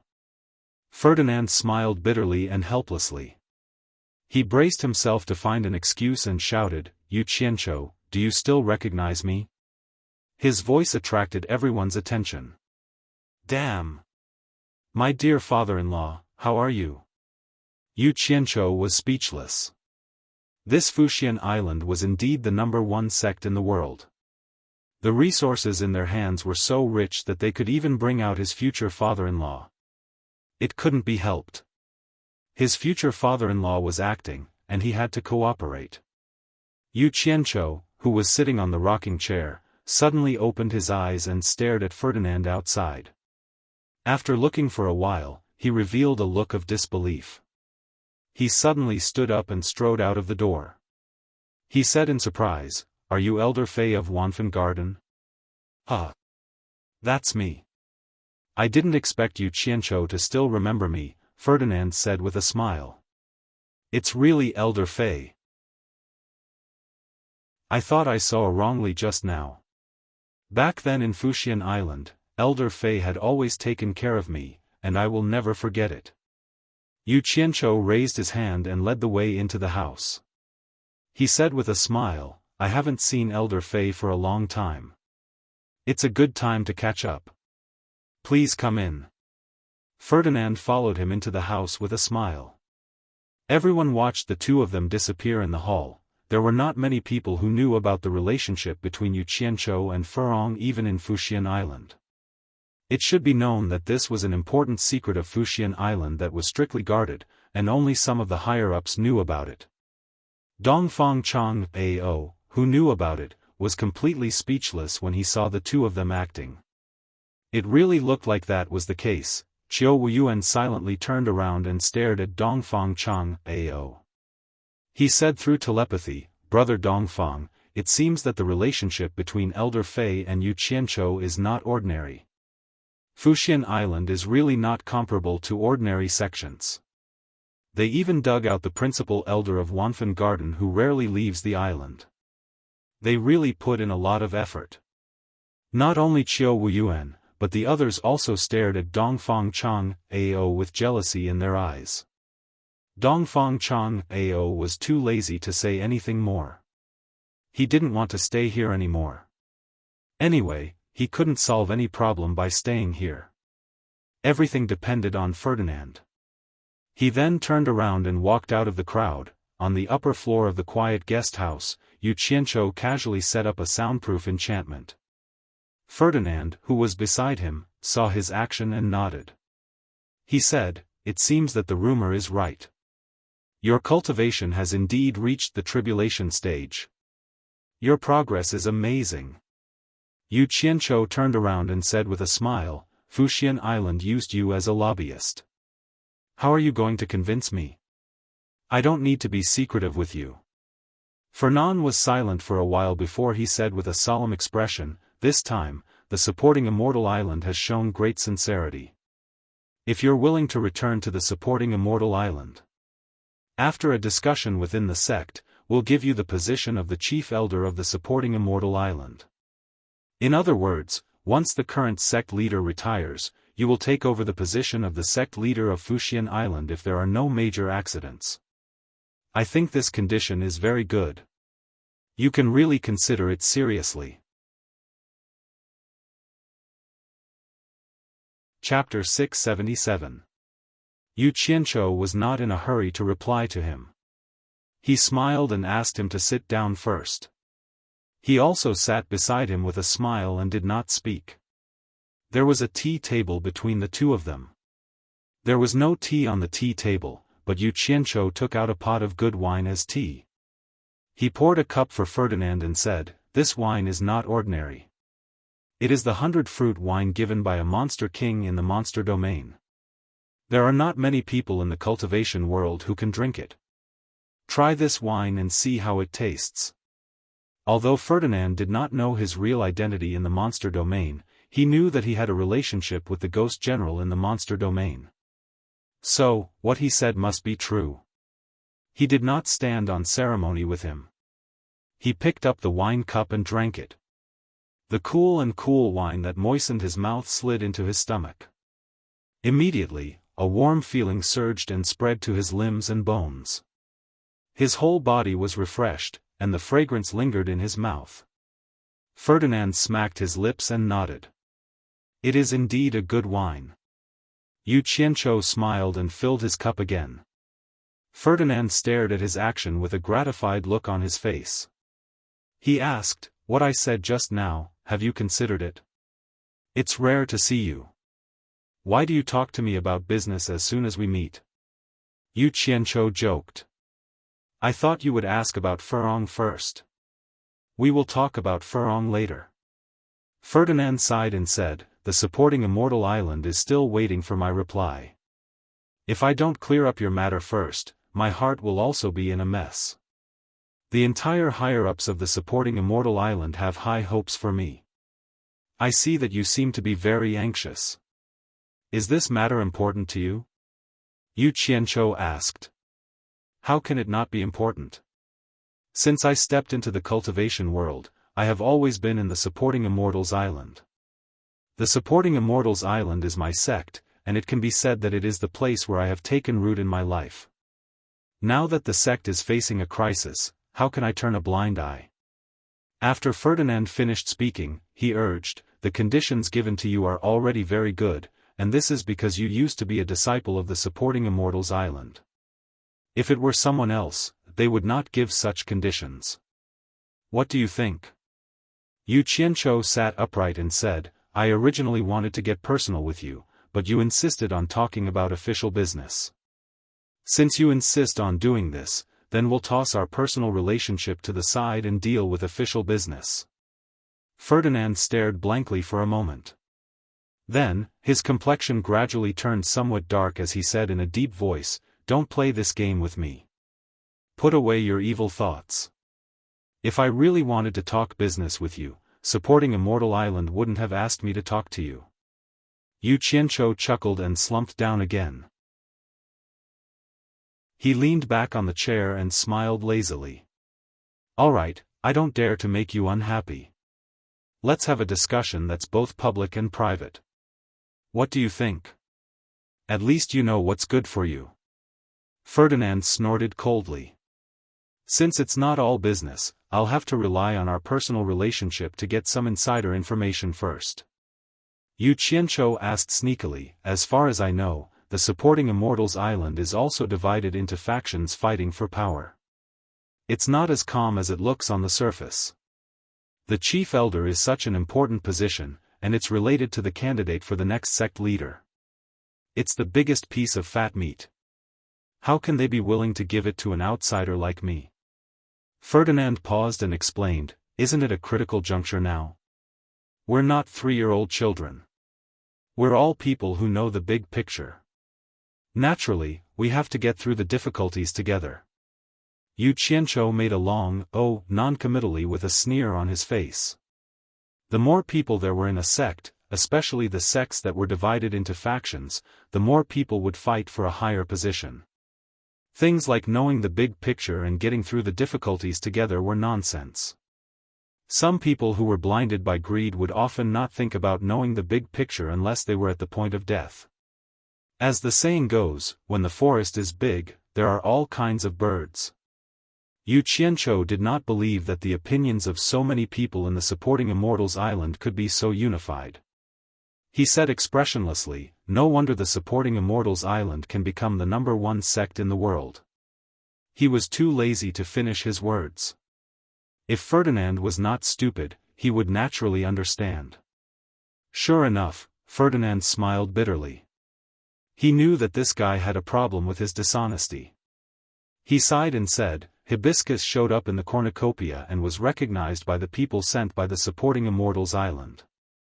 When the news came back, it's not a big deal to let Hibiscus leave the Supporting Immortals Island without permission with my identity as the principal elder of the Wanfan Garden. But when I left the Chinese cultivation world, many people found an excuse, including the sect leader Feng Xiangtian. They all blamed me. When they were discussing how to punish me, it was Aunt Jiu who stood up and helped me out. Ma Jiu? Yu Qianzhou raised his brows and said in a low voice, Could it be that me returning to the Supporting Immortals Island to be the chief elder is related to Aunt Jiu? Ferdinand showed a look of approval. He thought that this guy's keen perception of people and matters was really not something an ordinary person could compare to. He nodded and said, Apart from Aunt Jiu, who else would dare to say that to you to be the chief elder of the Supporting Immortals Island? Naturally, many people objected, but you also know the power of the Guan clan in the Supporting Immortals Island. Once Aunt Jiu spoke, the Guan clan's power naturally gave their full support.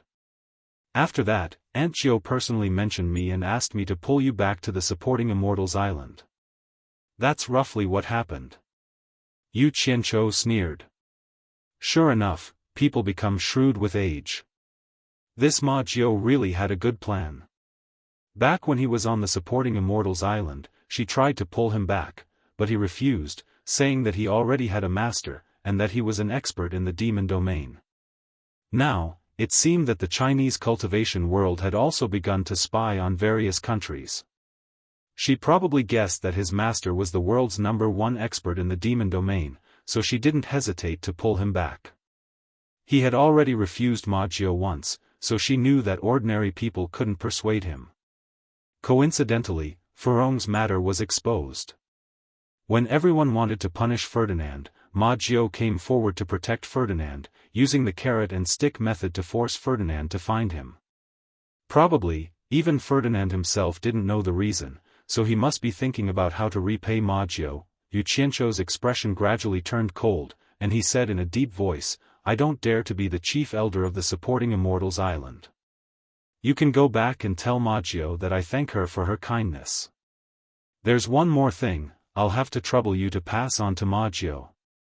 Seeing that he flatly refused to go back to the Supporting Immortals Island, Ferdinand's expression turned somewhat unsightly. He pulled a long face and said, "Is there anything you want me to tell her?" "I have a friend in the secular world," Yu Qianzhou said indifferently. "He's the pillar general of the Wuxia Empire, named Shi Wenguang. Due to the persecution of the Li dynasty, he had no choice but to gather an army. Recently, he decided to command the army and overthrow the tyranny of the Li dynasty. I'm in favor of this matter. I hope Elder Fei can tell this to Ma Jiao after you go back. I believe she will understand what I mean and make appropriate arrangements."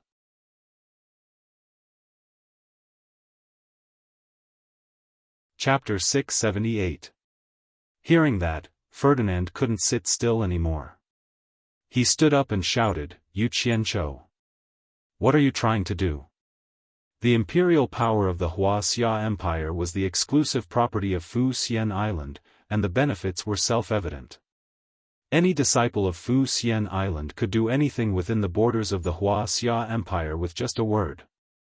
Anything that happened in the secular world could be settled with just a word.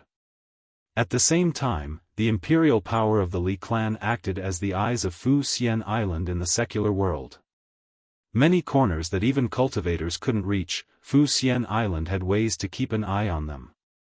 This was the benefit of holding the imperial power hostage. Most importantly, the people of China could let Fu Xian Island pick the best disciple, and they had the first pick condition compared to other sections. Don't underestimate this benefit. This was the foundation that maintained the prosperity of Fu Xian Island. As long as there were successors, there was no need to worry about there being no new talents rising. Now that Yu Qianzhou actually said that he wanted to overthrow the imperial power of China, how could Ferdinand not know the consequences of this, as he was also a high-level figure of Fu Xian Island? Why are you making such a fuss? Yu Qianzhou smiled disapprovingly.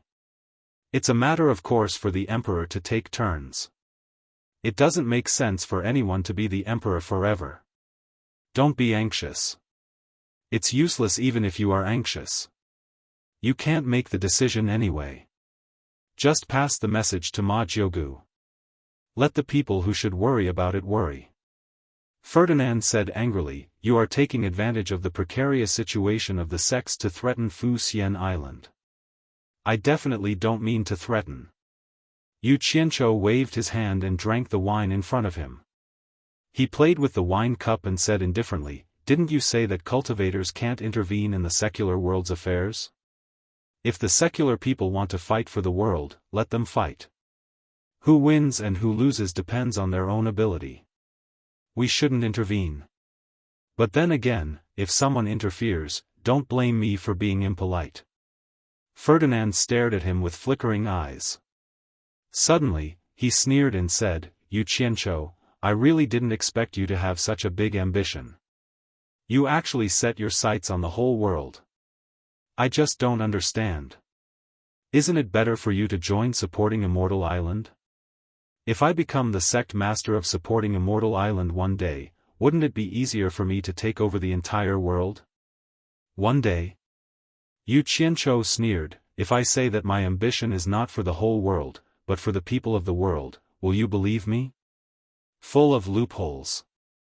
Ferdinand said sarcastically, "Once the war comes, How many people will lose their families and break up their families? Is this what you mean by caring for the common people? Yes. You're right. But I don't think this is a reason for the cultivation world to interfere with the secular world. Yu Qianzhou stood up, looked out of the window, and said slowly, a short pain is better than a long one. It's difficult to change the world without killing people. He turned around and said to Ferdinand, who can guarantee that they will always be in power? If the descendants of Furong and I are reduced to the level of ordinary people one day, they will live under layers of oppression and want to resist, but because of the cultivation world's intervention, they will never be able to stand up, and their descendants will be oppressed forever without a chance to resist. Do you still think it's right for the cultivation world to control the power of the secular world for their own interests? Ferdinand's expression changed slightly. The situation Yu Qianzhou said was not impossible, but very likely. After all, not everyone's descendants had the aptitude for cultivation. Take supporting Immortal Island for example, there were also descendants of elders who were reduced to ordinary people. When the elders were alive, they could take care of them, but once they died for many years, who would care about them? Yu Qianzhou continued with a smile, the matters of our descendants are too far away, and we can't make arrangements for our descendants in the future. Whether they are poor or rich, noble or humble, they need to rely on their own efforts to get rid of and fight for it. But the strong intervention of the cultivation world has made many ordinary people have no chance to change their fate. The emperor's family is at the bottom, and the country is made of iron, so he can do whatever he wants to the ordinary people. To the common people, the cultivation world was an unreasonable existence. So I think that the cultivation world is the cultivation world, and the secular world is the secular world, and the two are absolutely not allowed to mix together. Ferdinand was silent, and the room became quiet. Yu Qianzhou looked at him with a smile. After a long time, Ferdinand asked in a deep voice, "What you just said is your real opinion?" Yu Qianzhou said with a smile, "I admit that I'm not such a noble person, so it's still too early to make a conclusion about whether it's true or false. You might as well wait and see it with your own eyes." Ferdinand stared at the grinning Yu Qianzhou with a burning gaze for a while before he suddenly sighed and said, "My ability is limited, so I can't change anything. But remember to treat Furong well, or else I'll curse you forever." After saying that, he removed the soundproof enchantment laid by Yu Qianzhou and strode away. Yu Qianzhou followed him with a grin and said, "I'll send you off." Ferdinand suddenly turned around and said in a deep voice, "The wine just now was really bad. It's bitter. Do you have any more? Let me take some back to drink." Yu Qianzhou stared blankly for a moment before he nodded repeatedly and said, "Yes, yes, yes." Then, he took out more than a dozen jars in a row. Ferdinand also didn't stand on ceremony. He took all of them and left resolutely. Yu Qianzhou followed behind him eagerly. The group of people downstairs had yet to disperse. When they saw the two of them going downstairs, they saw Yu Qianzhou send the gloomy Ferdinand directly to the garden of the quiet guest house.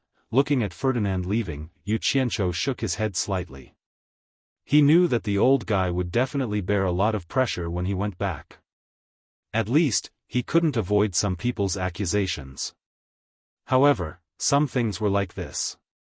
If one wanted to succeed, there would always be many people who would sacrifice for it. After returning to the courtyard, he glanced at the crowd and walked directly into the building as if he didn't see anything. When he passed by Qiu Wuyuan finally couldn't help but shout, "Brother Yu, please wait." Yu Qianzhou stopped and looked at him with a smile. "Brother Qiu, what's the matter? Let's talk about it upstairs."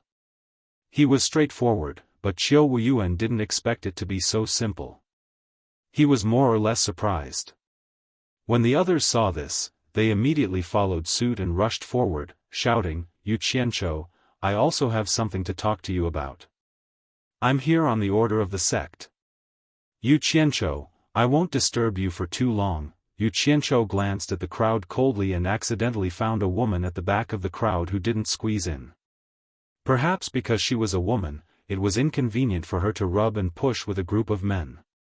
She was looking at them anxiously. However, Yu Qianzhou knew this woman. She was Hua Rui of the Moon Clan. Elder Hua of the Moon Clan, stay. The rest of you can leave. We can talk later, Yu Qianzhou said to the crowd. Hua Rui looked at Yu Qianzhou and nodded happily. After being stunned for a moment, the crowd immediately became restless. They all shouted, Yu Qianzhou, this is good for you. Yu Qianzhou. Let me finish, if you don't scram, I don't mind killing a few of you, Yu Qianzhou shouted with a fierce look. When he said this, the garden immediately quieted down. Everyone looked at each other. Yu Qianzhou was known as the butcher of the cultivation world. It was said that he killed people like flies and never showed mercy. He even killed a few cultivators at the final stage of the tribulation stage. Do you really think I don't dare to do it? Yu Qianzhou threatened again. At this point, no one dared to stay to verify the truth of his words. They all left the garden hesitantly. Yu Qianzhou stared at the figures leaving through the gate and snorted. Sometimes, using force was better than talking reason. Then, he nodded at Hua Rui and Qiu Wuyuan, gesturing for them to follow him. The two hurriedly followed him upstairs. The garden finally returned to the peace it deserved.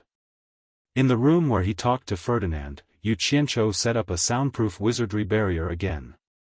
Qiu Wuyuan and Hua Rui looked at each other in surprise. They both confirmed that Yu Qianzhou's cultivation had indeed broken through to the tribulation stage. The rumor was indeed true. I know why you are here. Yu Qianzhou was honest. He looked at Qiu Wuyuan and said with a smile, I can understand the Moon Clan, but the 10,000 demons don't have to be too anxious. Yan Bugui is the son of the previous leader of the 10,000 demons after all. I think he won't make things difficult for the 10,000 demons. And that Yan Zhuixing, he is very powerful now. He is the disciple of Bing Chengzi, a semi-god realm cultivator. No one in the world dares to disrespect Bing Chengzi. Whoever wants to touch the 10,000 demons will have to think twice. Qiu Wuyuan smiled bitterly. Yu Qianzhou, I know you have a grudge against senior brother and Yan Bugui. But this is a different matter.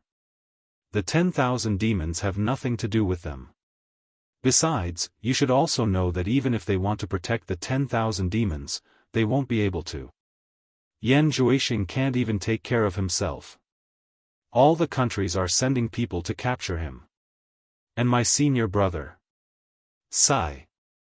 Not long ago, I just got the news that the Wuxia island has been occupied.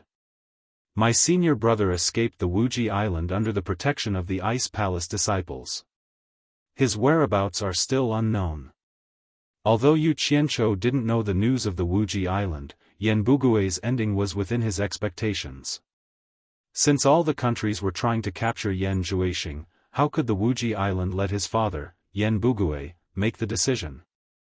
Even if the Ice Palace wanted to protect him, the Blue Palace and the other major forces wouldn't give them face. It was already a great fortune that Yan Bugui was able to escape. Yu Qianzhou looked at the two and smiled. Everyone knows what's going on. There are some things that I'm too embarrassed to say. Let me put it this way. Previously, the supporting Immortal Island promised me that as long as I returned to the island, they would let me be the chief elder of the supporting Immortal Island. But I rejected it. Could it be that the two of you have more favorable conditions than the supporting Immortal Island?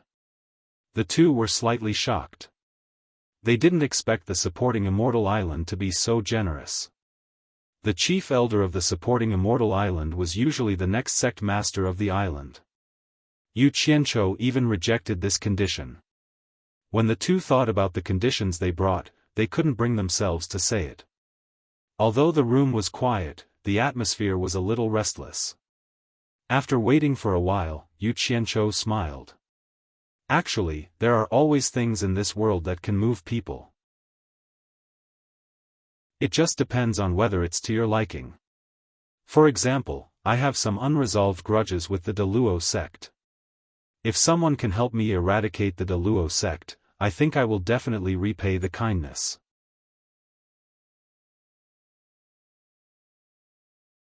Chapter 679. What? Xiao Wuyuan and Hua Rui couldn't help but exclaim. Yu Qianzhou nodded with a smile, but a fierce look flashed in his eyes. Actually, with his current strength, he could go to Deluo sect alone, but it would be difficult to completely wipe them out. Even if he used all his strength, Deluo sect's deep roots wouldn't be easy to deal with. Moreover, who knew how many tribulation-passing experts were hidden among them? Even if they couldn't beat him, they could at least escape, right? If he wanted to wipe out Deluo sect, he couldn't let those experts escape. Otherwise, they could rise again at any time. Such a large-scale operation required an equally large faction to take action. One was the number 1 sect in the demonic path, while the other was number 3 in the righteous path. If the two joined forces, Deluo sect would definitely lose. Actually, Yu Qianzhou had thought of asking supporting Immortal Island for help, but they definitely wouldn't be willing. Supporting Immortal Island would rather give up their worldly power than make a move on Deluo sect. Otherwise, not only would it damage the righteous path's strength, but supporting Immortal Island would also lose the right to continue leading the righteous path. Yu Qianzhou, what kind of hatred do you have with Deluo sect that you would want to wipe them out? Hua Rui asked with a frown. Yu Qianzhou's smile turned cold, and he said in a deep voice, "When I first joined on Guangceng, my master died at the hands of Deluo sect. Back then, I swore on my master's corpse that I would avenge him. Is that reason enough?" There was another reason he didn't say, and that was that Shi Wenguang was about to send out his troops. He chose this time to cause trouble for Deluo sect, to cause chaos in China's cultivation world. This was to prevent people from getting too comfortable and increasing the pressure on Shi Wenguang. As long as the cultivation world was stabilized, he had no doubts about Shi Wenguang's ability to fight a war. Only when Shi Wenguang controlled the entire Wuxia Empire would he have more resources for him to prepare for war. Otherwise, the western border wouldn't be able to arm an army to conquer the world. Another thing was that now was the best time to fish in troubled waters. Once Bai Changchun went to the East Holy Land, he would be able to take advantage of the situation. When the various countries' forces arrived, no one could say what the situation would be like. Therefore, now was the perfect time to target the exalted sect. Hua Rui was speechless. Since Yu Qianzhou had sworn an oath, it seemed like he was determined to take action against the Daluo sect. Xiao Wuyuan's gaze flickered. If it was during normal times when there were no external enemies, this wouldn't be a bad thing for the 10,000 demons. If they could eradicate the forces of the righteous path, the 10,000 demons would be more than willing to do so. But now, it was time for them to deal with a foreign enemy together, so it was a little difficult. I'm afraid we'll be scorned by the entire cultivation world if we make a move against the exalted sect now. Xiao Wuyuan looked at Yu Qianzhou and snickered. I'm afraid Fuxian Island and their righteous comrades will not just sit back and do nothing, right? It seemed like this guy was more or less tempted. Yu Qianzhou said indifferently, since when did the 10,000 demons become so timid? If you're really willing to help me, the other problems are not a problem. I'll step forward and settle it. I'd like to see who wants to go against me. If you're not willing to help me, that's fine too. There will naturally be others who will be more than happy to help. I don't believe that without Butcher Zhang, we'll have to eat pigs with hair on them.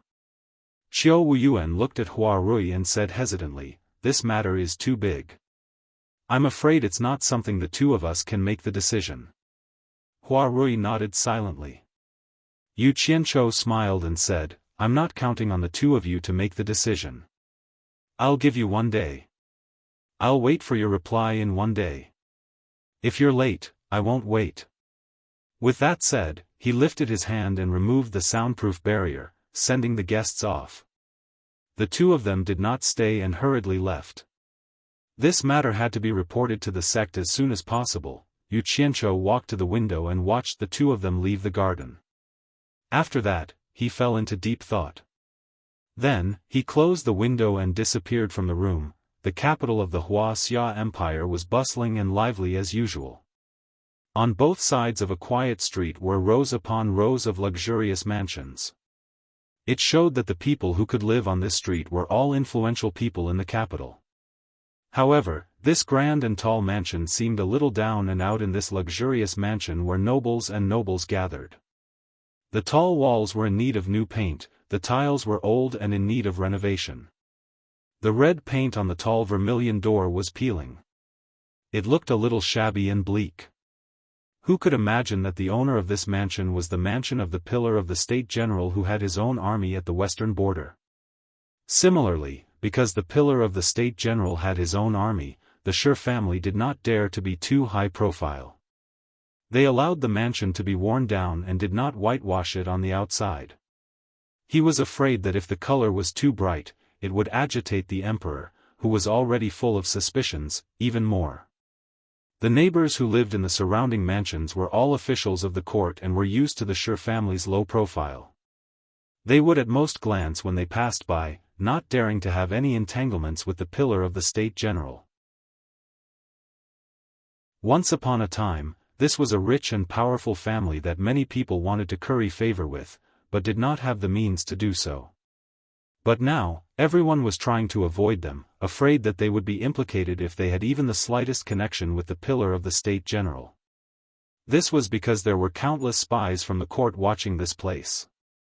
If they were not careful, they could become the accomplices of the pillar of the state general. In front of the door, the once bustling traffic had disappeared for many years. Now, all that was left was deserted. Even describing this place as deserted was a little too much. The gatekeeper behind the vermilion door was lying down in the gatehouse and dozing off. There was no need to worry about anyone disturbing him. At this moment, the sound of galloping horses could be heard from outside the door. There was also the sound of a large group of people running. Even the dozing gatekeeper could feel the ground tremble. The gatekeeper suddenly woke up. He was very familiar with this sound. It was the sound that would come from outside when the pillar of the state general or the pillar of the state general returned. Was it the pillar of the state general or the pillar of the state general? The gatekeeper's face lit up. He quickly adjusted his clothes and hat and opened the door impatiently. The first thing he saw was the gleaming swords and spears. The general on horseback had an unfamiliar face. He was neither the pillar of the state general nor the pillar of the state general. He was waving his whip viciously at the two ends of the street and shouted, "Surround this place. Everyone, keep your eyes open. Do not let a single fly out of the general's residence. Anyone who disobeys will be executed." The large group of people split into two sides and surrounded the pillar of the state general's residence like an iron bucket. The gatekeeper's expression changed greatly. He had also heard rumors that the pillar of the state general was going to rebel. Could it be that the pillar of the state general was really going to rebel? The general on the horse glared fiercely at the open door. The gatekeeper was so scared that he slammed the door shut with a bang. He didn't forget to bolt the door shut. He turned around and ran back into the courtyard. As he ran, he shouted, "Not good. Something bad is going to happen. Not good." The general's residence is surrounded by a large group of people. The shouts reverberated throughout the general's residence. The family members and servants, who had been living in fear every day, suddenly rushed out of nowhere. Their faces were pale. The courtyard suddenly seemed to be overcrowded. The mistress, Li Hongniang, walked out from the main hall with her two wives, Bao Wanshi and Si Tuhui. Bao Wanshi was even holding the hand of a curious child. "Madam, not good." The general's residence is surrounded by soldiers. The gatekeeper shouted as he ran towards the main hall. Hearing this, the three women who were already panicking became even more at a loss. Bao Wanshi squatted down immediately. She hugged her son and cried, "I didn't expect this day to come. My poor son. So. A cold light suddenly flashed out of nowhere. The head of the gatekeeper who had been shouting loudly was directly separated from his body. Without any warning, it flew into the air and fell into the bushes at the side. Blood spurted out. The headless body fell on the road with a bang. The road was instantly stained with blood. Ah! Screams came from all around. Si Tuhui tilted her head to support the tottering Li Hongyang. Bao Wancher was so scared that she buried her head in her son's chest. The cold light that killed the person returned with a whoosh. A person walked out of the back garden and put away his flying sword. It was none other than Shi Xiaotian. He walked to the front of the main hall expressionlessly. He looked around at the crowd and said in a deep voice, "Anyone who dares to disturb people's morale will be killed without mercy."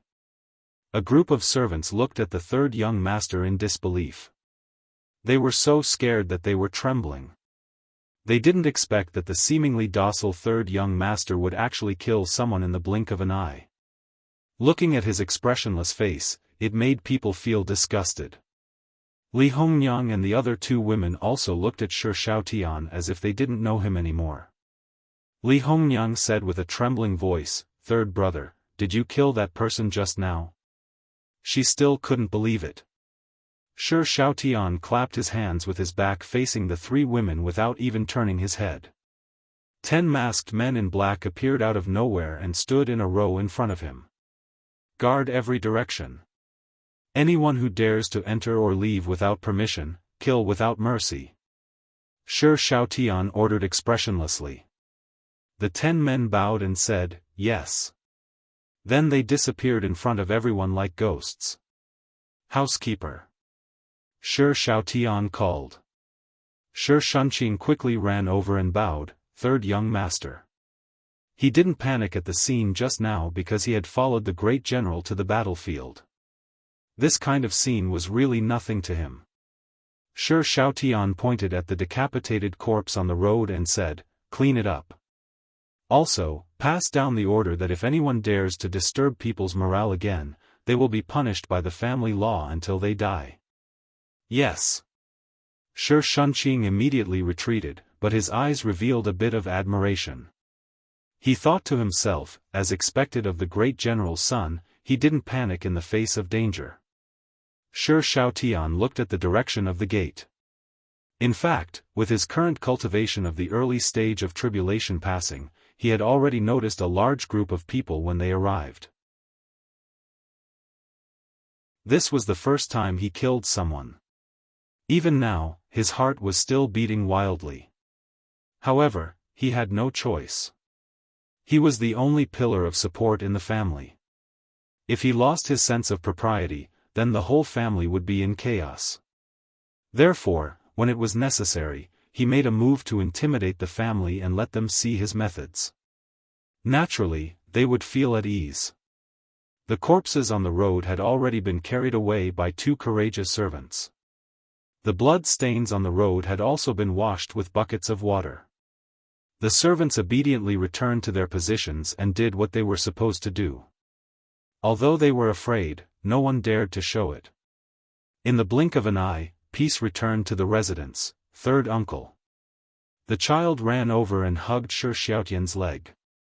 He raised his head and asked with sparkling eyes, "Did third uncle kill those people just now?" Shi Xiaotian patted his head. This nephew was much more courageous than his eldest brother and his wife. He turned around and bowed to the 3 people on the steps of the main hall. He said, "I'm sorry for frightening mother and sisters-in-law." The 3 women recovered from their panic and looked at the calm Shi Xiaotian. They immediately felt at ease. There was still a man in the family, so they didn't have to worry about anything. However, the scene of the head suddenly flying just now still made the 3 women's hearts palpitate. They looked at Shi Xiaotian in disbelief. Did he really kill that person just now? The 3 women looked at each other. They more or less knew that Shi Xiaotian wasn't an ordinary person. He cultivated in the back garden for a long time, but they didn't expect him to be such a person. Third brother, what's going on with the people surrounding the general's residence? Did something really happen to your father? Li Hongniang asked worriedly. Shi Xiaotian smiled faintly and said, Mother, don't worry. It should be fine. If something really happened to my father, the people outside wouldn't have surrounded him. I'm afraid they would have already rushed inside. Li Hongniang sighed and said, Your father and brothers are not here. You are the only man in the family who can make decisions. There are some things that we women don't understand. The whole family is counting on you. Shi Xiaotian bowed slightly and said, Mother and sisters-in-law, don't worry. I'm here, and nothing will happen. He said to Situ Hui, who was supporting Li Hongniang, and said with a smile, Second sister-in-law, help mother to go inside and rest. I'm here, don't worry. Situ Hui nodded. Bao Wanshi, whose tears had not dried yet, also pulled her son. Because Shi Xiaotian's thunderous means just now, the panicked atmosphere in the family immediately calmed down. The three women were very confident in Shi Xiaotian now, so they went back with peace of mind. As for the death, it was normal for a big family to occasionally execute a disobedient servant, so it wouldn't make them feel uncomfortable. On the street outside the general's mansion, there were officials who came back from work. When they saw the general's mansion being surrounded, they all shook their heads and sneered. Shi Yutian, who also came back from work, was stopped outside the gate by the soldiers. Shi Yutian, who had a bad expression, got out of the sedan chair. When he saw the soldiers at the gate of the mansion, he immediately panicked and said, What do you mean by blocking the general's mansion? The general turned his horse around and looked at Shi Yutian condescendingly. He sneered with a trace of arrogance and said, It turns out that the young master of the general's mansion is back. Recently, there have been bandits in the capital. For the safety of the general's mansion, I was ordered to protect the general's mansion. Don't come out again after you go home. Otherwise, I won't be responsible if something happens. Then he waved his whip and said, Get out of the way, let Lord Shi in. Nonsense, how could there be bandits in the capital? Before Shi Yutian could finish his words, he heard the general shout, Sir Shi, there are some things that everyone knows. Do you really want this general to tear down all pretenses of cordiality? This general is ordered to only allow people to enter the general's mansion. No one is allowed to leave. Shi Yutian was immediately at a loss for words. He waved his hand weakly and the servants immediately went to knock on the door. The group of people entered with their tails between their legs. Behind them, the general sneered as if he was sharpening his blade. When they were about to reach the main hall, Shi Yutian suddenly noticed a few servants washing the floor. He accidentally wet his shoes and immediately flew into a rage. Where are your eyes? This scared the servants so much that they trembled in fear. Big brother. A cold, warning voice rang out. Shi Yutian was stunned when he saw Shi Xiaotian standing on the steps of the main hall and staring at him. This third brother of his rarely left the backyard. Why was he standing here today? Did he know something? In all fairness, Shi Yutian was still very afraid of Shi Xiaotian. There was no other reason than that Shi Xiaotian was an immortal-like figure in his eyes. Even though they were blood brothers, he would always show a fawning expression, hoping to get 1 or 2 spirit pills or miraculous medicines. When Shi Xiaotian was in a good mood, he would also give him 1 or 2 qi recovery pills. After eating them, Shi Yotian's spirits were lifted and he became even more fawning. Third brother, why did you come out? Shi Yutian revealed a face full of smiles and immediately forgot about his previous unhappiness. He hurried over and stood at the bottom of the steps, looking up happily. It was as if he was the little brother and Shi Xiaotian was the big brother. Shi Xiaotian frowned and raised his chin towards the outside. What's going on with the troops outside? Shi Yotian's face darkened and he said sadly, I don't know if it's true or not. I heard rumors that the imperial court received a report from the west saying, that father and second brother are mobilizing troops and collecting rations from all over the place. They're plotting something. And the imperial court is already mobilizing troops in preparation. I thought it was just a rumor, but looking at the situation outside, I'm afraid it's true. Third brother, you have to think of something. The imperial court clearly wants to put us under house arrest as hostages. Once father really mobilizes his troops, our family will become ghosts under the knife. Shi Xiaotian's eyes lit up.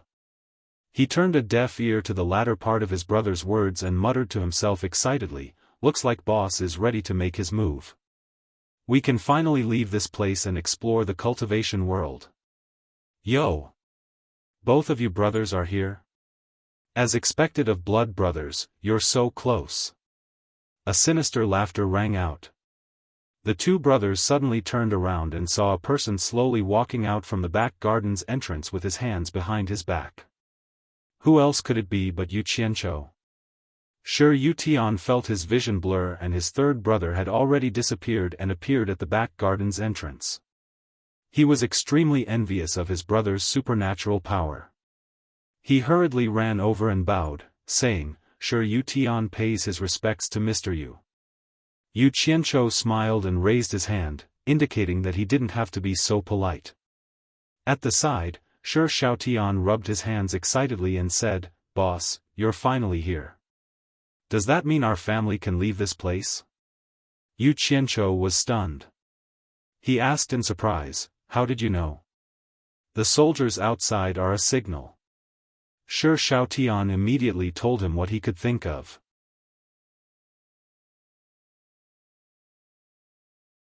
Chapter 680. After listening to him, Yu Qianzhou's expression froze. It seemed that Shi Wenguang had made a big move, and he couldn't hide it anymore.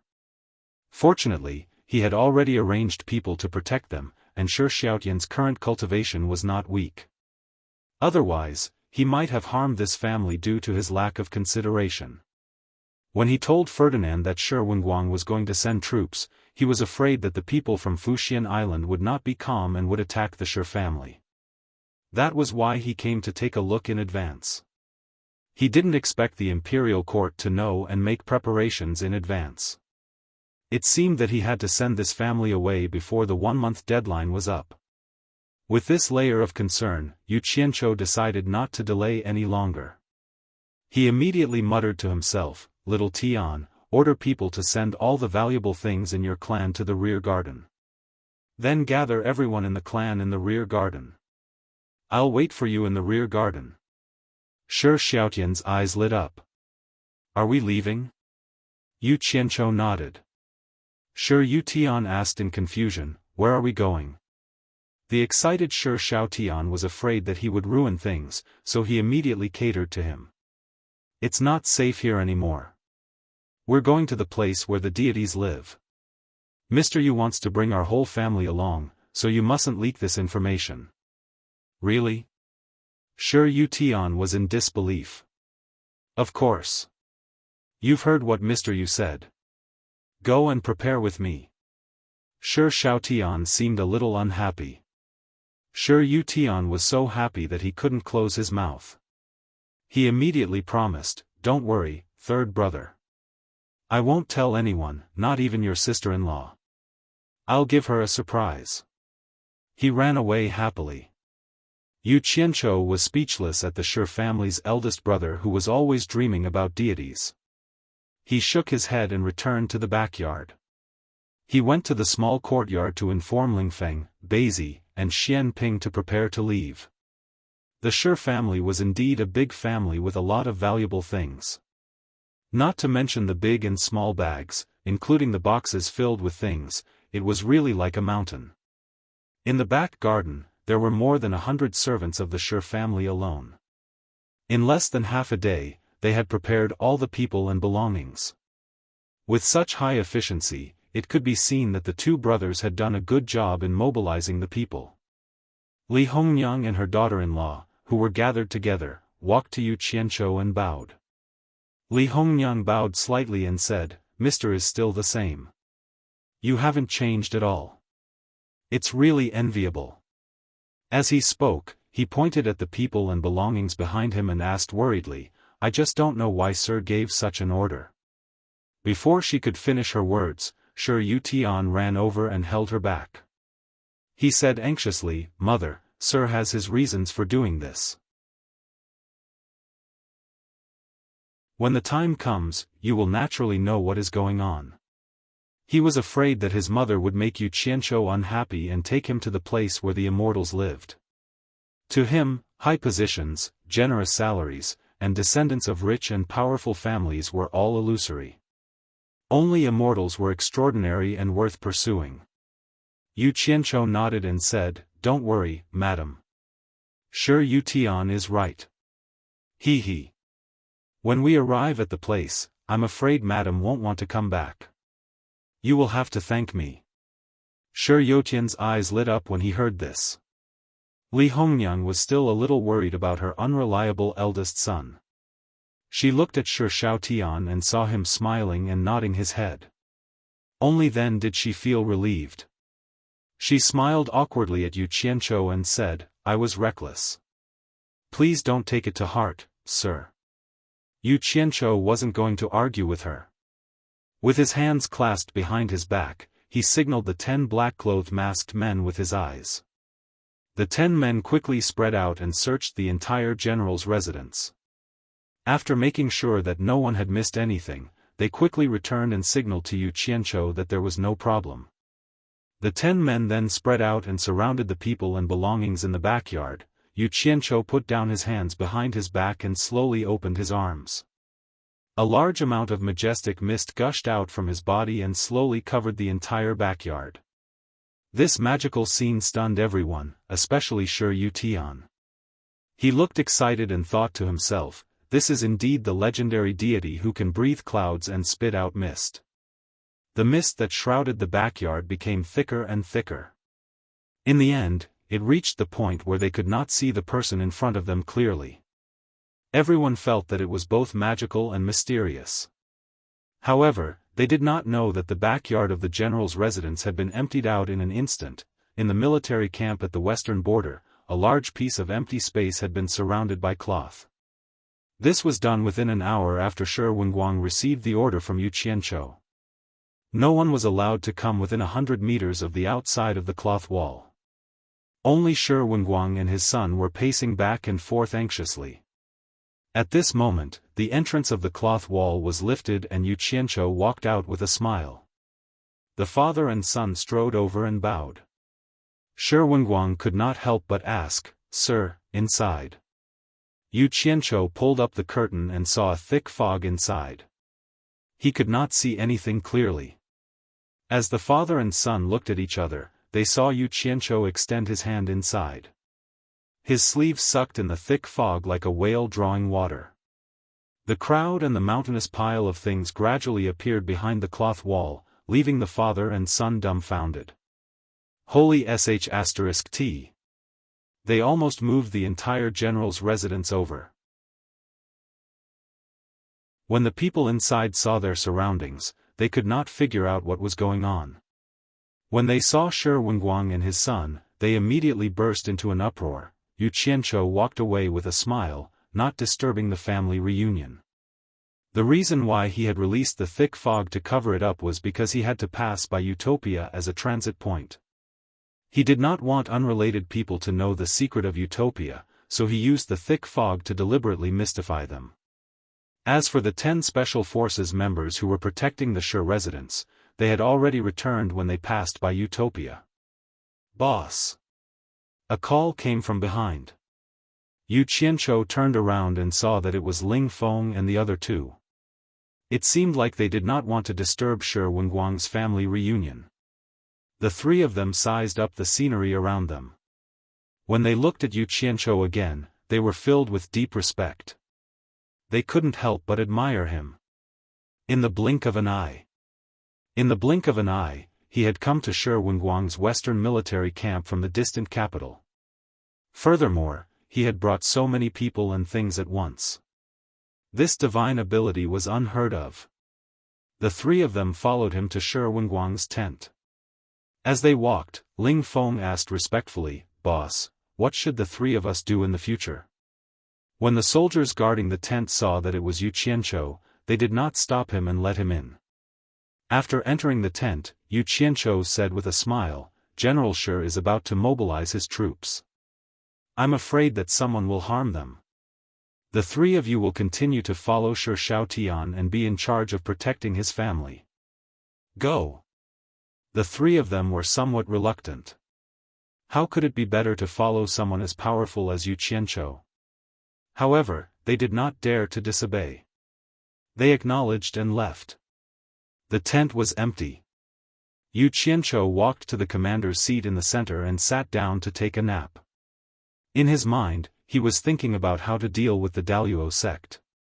After an unknown period of time, he suddenly heard footsteps outside. His eyes slowly opened. Shi Wenguang happily walked in with his grandson in his arms and the rest of the family.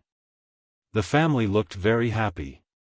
They looked at Yu Qianzhou with respectful expressions. This was the first time they had experienced such a magical scene. They had been in the capital before, but they had arrived here in the blink of an eye. It was simply too magical. In their eyes, Yu Qianzhou had become a living god. However, there seemed to be someone who was not very happy, and that person was Shi Yutian. His expression was somewhat stiff. He had naively believed that he would be able to go to the place where the gods lived. He had been full of excitement when he was in the clouds, but who knew that he would end up here? He was dumbfounded.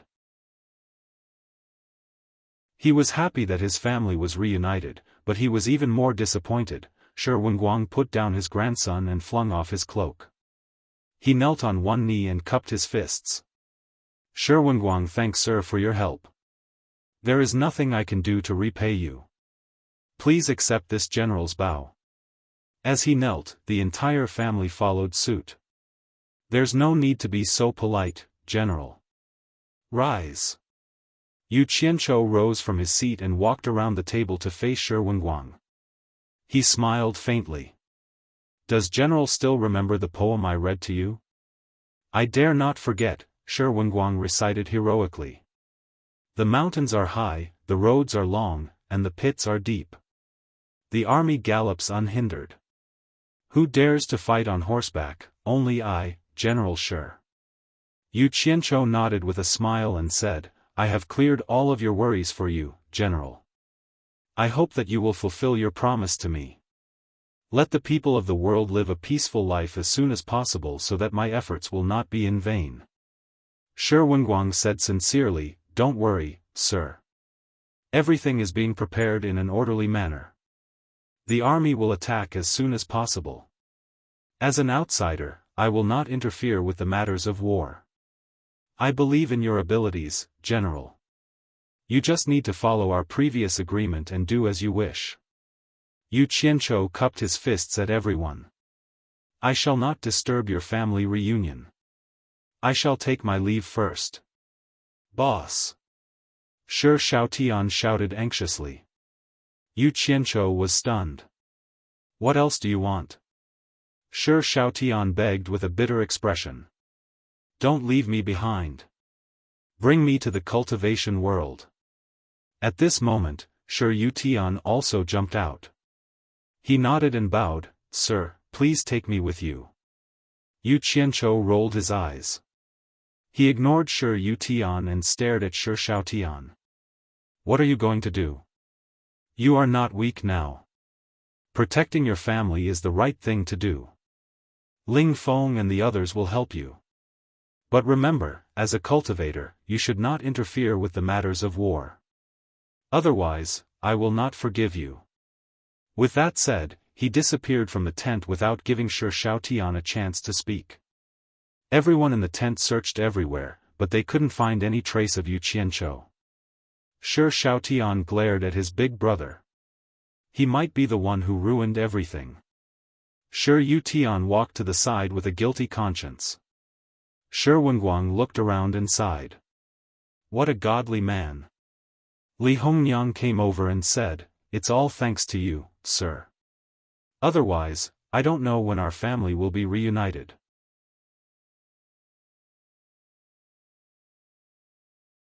Chapter 681. There were few people in the vast mountain range. In the deep belly of the mountain, there were 3 towering peaks connected to each other. The mountains were so steep that they pierced through the clouds. Waterfalls splashed on the mountainside, and streams gurgled at the foot of the mountain. Sometimes, beasts would drink by the stream, and birds would fly over the forest. It was a peaceful and beautiful scene. Looking up the mountain, one could faintly see the buildings on the 3 peaks. There was no path leading to the summit at the foot of the mountain. If mortals saw this, they would definitely think that the mountain was the residence of immortals. In fact, the people who lived on the summit were no longer mortals. This was the Daluo sect, the second largest righteous sect in Wuxia's cultivation world. Under the bright sun, the glazed roof and eaves reflected brilliant colors under the wind and clouds on the mountaintop. From afar, the 3 peaks shone with colorful lights, like 3 pearls worshipped between heaven and earth. It was not a blessed land of immortals, but it was better than one. The majestic hall in the middle of the 3 peaks was called Lingxiao Hall. It was the central decision-making area of the Daluo sect. At this time, dozens of people sat on the ground in the hall, facing the one-armed sect master, Luo Qingtian, who was sitting in the center. The people in the hall didn't look good. There was no other reason than the soul formation masters from the various countries were like sharp blades on their necks, able to take their lives at any time. The disaster of annihilation could happen in an instant. No one could imagine how terrifying the legendary soul formation masters were. When such a person descended, the scene would make people shudder. In fact, this fear wasn't only shrouded in the Daluo sect. All the major sects were looking for a solution. No one would sit still and wait for death. However, Yu Qianqiu, who caused a stir in the various countries, suddenly made everyone's eyes light up. All the major sects had their eyes on Yu Qianqiu. Yu Qianqiu, who was known as the #1 master below the soul formation stage and had a good relationship with several other soul formation masters, had undoubtedly become the savior in everyone's eyes. However, what made the Daluo sect depressed was that the person who could help them out of this crisis was not someone else, but Yu Qianqiu. The Daluo sect and Yu Qianqiu didn't just have a small misunderstanding, but several feuds. You want your enemy to help you solve the crisis?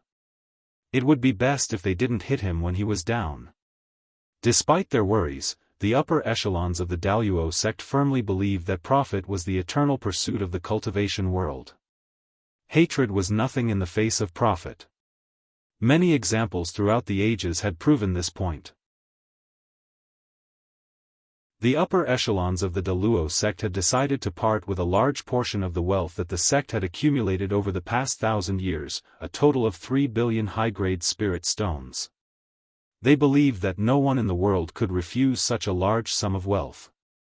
As far as the exalted sect was concerned, the sect's accumulated wealth was meant to be used in times of crisis. As long as the sect could survive this crisis, there would always be a chance to earn back the money. However, what made the upper echelons of the Daluo sect disappointed was that the people they sent to the Wu clan to look for Yu Qianqiu didn't even have a chance to speak to Yu Qianqiu before they were chased out. The upper echelons of the Daluo sect believed that it was because Yu Qianqiu didn't know how large the wealth was. Therefore, Luo Qingtian personally contacted the Wu clan's patriarch, Wuxia, and secretly revealed the number of spirit stones, hoping that Wuxia could help pass the message to Yu Qianqiu. Soon, Luo Qingtian waited for Wuxia to pass the message to Yu Qianqiu, and it was a simple sentence. Some things can't be changed no matter how much money you have. It seems that we can't count on Yu Qianqiu. Luo Qingtian sighed and looked at the elders in the Lingxiao hall. Elders, do you have any other ideas? The hall fell into silence again. Zhu Xianxian, who was in the crowd, suddenly asked, "Sect Master, I wonder what the consecrators mean." Many people looked at him with some resentment in their eyes. They all felt that if he hadn't become enemies with Yu Qianqiu several times, they wouldn't have fallen into such a difficult situation today. Luo Qingtian shook his head slightly. The consecrators don't have any better ideas. Show that you will obey any decision of the sect. If that's the case. Zhu Xianxian muttered, I have an idea, but I don't know if I should say it. Everyone looked surprised. An elder beside him frowned and said, Elder Zhu, what time is it now? If you have any ideas, just say it and let everyone discuss it. Why are you hesitating? Luo Qingtian also nodded and signaled him to say it quickly. Zhu Xianxian's eyes flickered. Our Chinese cultivation world has fallen into such a precarious situation because we have been complacent. Maybe we can look further. Since we know that we are not the opponents of the various countries, why do we have to be opponents? Maybe it's a good choice to be friends. For example, we can try to send people to contact other countries. Since we are willing to take out 3 billion high-grade spirit stones, I believe we can make friends with them. As soon as he said that, everyone was shocked. The hall was so quiet that the sound of ants crawling could be heard. Everyone looked at each other. Suddenly, someone stood up and pointed his finger at Zhu Xianxian. He shouted angrily, Zhu Xianxian, how can you say such words that forget your ancestors? What's the difference between this and being a traitor of the Chinese cultivation world, Elder Hong? Zhu Xianxian shouted and stood up abruptly. He said tit for tat, this is just a method that I have no other choice. Besides, everyone asked me to say it. How can you say that I forget my ancestors? Besides, who said that being friends with various countries is forgetting my ancestors?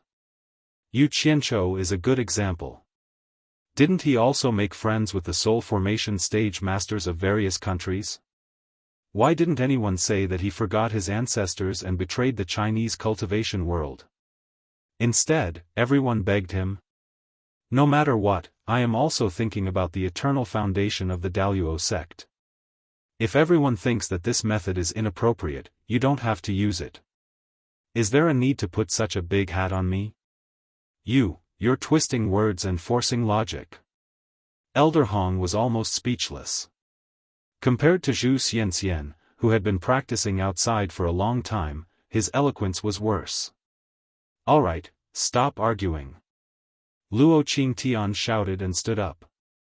He looked at the two people who were arguing and said, to put it bluntly, Yu Qianchou's reputation was built in various countries.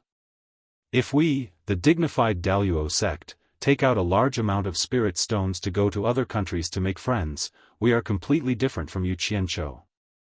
Don't say such words in the future.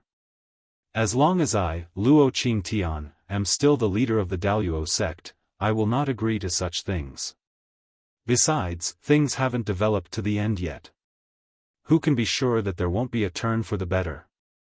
At the same time, there was a sudden dang dang dang sound of alarm coming from outside the hall. It echoed in the sky above the entire Daluo sect. Everyone in the hall sprung up at the same time and looked out of the hall, only to hear several disciples shouting anxiously, "Enemy attack! Enemy attack!" With the cultivation of everyone in the hall, they immediately heard the dense sound of flying coming from all directions. Some of the faster ones had already reached the top of the hall in an instant. Everyone's expression changed. A cold light flashed from their storage bags and rushed into the sky without hesitation. With a bang, it directly blasted the roof of the Lingshao Hall.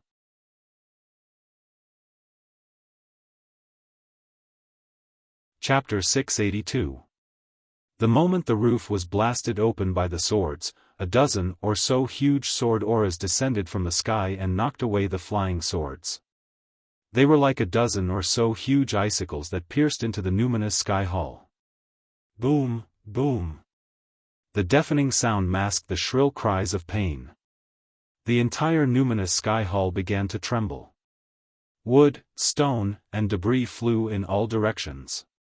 Smoke and dust rose, and people flew everywhere in a daze. A few corpses were left in the hall, while the rest broke through the walls with their palms. At this critical moment, no one cared about the numinous sky hall. Saving their lives was the most important thing. Moreover, the numinous sky hall had already been destroyed by the enemy's attack, as soon as the people rushed out of the hall, they were struck by the fierce attacks from above. They did not even have the chance to see who the enemy was. They had to dodge the fatal attacks first. Not only the numinous Sky Hall, but the halls on the other two mountains were also being attacked crazily at the same time. The Daluo sect's consecration hall, in particular, had more than 100 people gathered in the sky. They struck out more than 100 sword auras and tore down the entire hall in an instant. The attack was so vicious and crazy that it was hard to imagine. It was as if they did not intend to give the enemy any chance to catch their breath. The moment the consecration hall collapsed, a dozen or so figures with angry roars exploded towards the attacking people in the sky. They instantly entered the crowd of people in the sky and engaged in a chaotic battle. In an instant, light shone in all directions, and loud rumbling sounds reverberated in the sky. Screams of pain could be heard, and corpses continuously fell from the sky. Get out of the way. With a loud shout, the 100 or so people in the sky above the consecration hall dispersed. At the same time, a dozen or so figures charged towards the dozen or so people who rushed out from below. The two groups of experts at the end of the tribulation passing stage fiercely collided and fought crazily with no regard for their lives. The outcome of these dozen or so people was the key to the outcome of the entire battle. In the sky around Luoshao Mountain, a dense crowd of people continuously swarmed over. The colors were black and white. Most of the people in black were men, while the people in white were women. It was a very strange attack combination. All disciples, fight! Attack! Someone on top of Luoshao Mountain roared furiously. Countless silhouettes shot out from the top of the mountain. No one knew where they came from, but they rushed towards the crowd that was besieging them. Soon, both sides started fighting crazily. The sea of clouds around Mount Luoshao immediately started to churn, as if countless rocks had been thrown into a calm lake. The wind became stronger, and a chaotic aura filled the air. Amidst the continuous rumbling, the entire Luoshao Mountain seemed to be shaking. The beasts and birds at the foot of the mountain all stopped moving and looked up curiously. Suddenly, a corpse fell down at lightning speed. The cheerful stream splashed high waves with a bang. The smell of blood spread, and the stream was instantly mixed with dark red as it flowed down. Then, the second and third corpses fell. Corpses fell everywhere, and the beasts and birds were so frightened that they fled in all directions. In the dense forest at the foot of the mountain, a large number of black-clothed and masked men had appeared out of nowhere. Only a pair of eyes could be seen as they quietly lurked in the wilderness. Yu Qianchou silently stood on a big tree and looked up at the peak of the mountain. After seeing that the battle had already started, he expressionlessly waved his hand and pointed at Mount Luoshao with force. Zhang Peng, who was staring at him under the tree, immediately turned around and ordered loudly after receiving the order, attack according to the original plan. In an instant, a dense group of black-clothed men suddenly appeared in the deep forest. With Mount Luoshao as the center, they quickly surrounded it. Starting from the foot of Mount Luoshao, they spread upwards in a three-dimensional manner, gradually shrinking the encirclement towards the Daluo sect at the peak of the mountain. This was an attack team made up of 6,000 members of Utopia. It was the largest combined attack of the Utopia army. The order the 6,000 Tribulation Transcendence experts received was, kill every disciple of the Daluo sect. Leave no one alive. Lady Hua Yonggu. It's you. Luo Qingtian angrily raised his sword and pointed at the sky. The Daluo sect has no grudges with the Moon sect. Even if there were some small conflicts, there's no need to make such a big fuss. Why did you sneak attack the Daluo sect? He had already lost an arm. Now, with his messy clothes, the dignified leader of the Daluo sect looked extremely disheveled. The 6 elders stood with their backs to him. Until now, their expressions were still filled with panic and disbelief.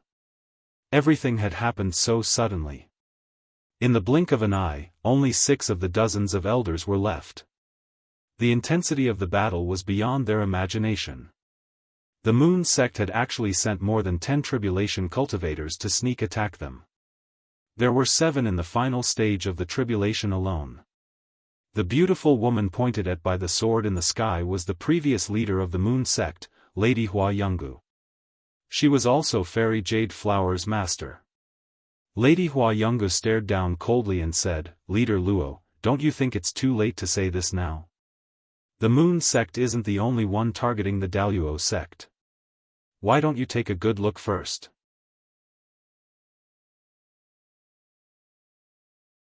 On the other side, Lady Hua Yungu was already trembling in anger after being called a bitch by the two of them. When she calmed down, she immediately pointed at Luo Qingtian and the others and screamed, "Kill them, kill them!" Yan Wuchen's face darkened after hearing Luo Guang's words. He could no longer laugh. On the other hand, Luo Guang's expression changed because of Lady Hua Yungu's words. The two of them opened their eyes wide. A powerful shockwave exploded between them. Boom! The two of them were blasted away. Luo Guang's figure quickly rushed towards Lady Hua Yungu. He hurriedly shouted in the air, "All worshippers, follow me and protect the sect leader." In an instant, the 10 people who were fighting with the 10,000 demons all disregarded everything and chased after them. Naturally, the 10,000 demons would not let them go. They immediately chased after them. However, after chasing for a short distance, they stopped in the air again. They all looked back at Yan Wuchen, who was slowly flying towards them. They did not know what he meant by asking them to wait. Yan Wuchen flashed and joined the 10,000 demons who were in the late tribulation passing stage. He looked at Lady Hua Yungu and the others who were being forced into a panic. He secretly transmitted a message to his own people. "What's the hurry? The Daluo sect's defeat is already decided. If we can let the Daluo sect kill Lady Hua Yungu and the others before this, wouldn't that be even better? Surround them. Don't let them escape. We just need to prepare to clean up the final mess." The 10,000 demons who were in the late tribulation passing stage immediately understood Yan Wuchen's plan. They all looked at the former palace lord with admiration.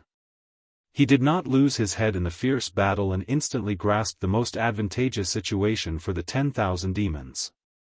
No wonder he was once the leader of the diabolism. Think about it. The Moon sect only had 7 people in the late tribulation passing stage, while the Daluo sect had 15. If the two sides continued to fight, the Moon sect would definitely suffer a great loss. The Daluo sect would also be fighting with their lives on the line. When the 10,000 demons cleaned up the mess, it would be even easier. In short, whether it was the destruction of the Daluo sect or the great loss of the Moon sect, it was a loss for the righteous path. On the other hand, the 10,000 demons and the diabolism had a great advantage. There were 18 people in the Moon sect. Among them, 11 were in the middle tribulation passing stage and 7 were in the late tribulation passing stage.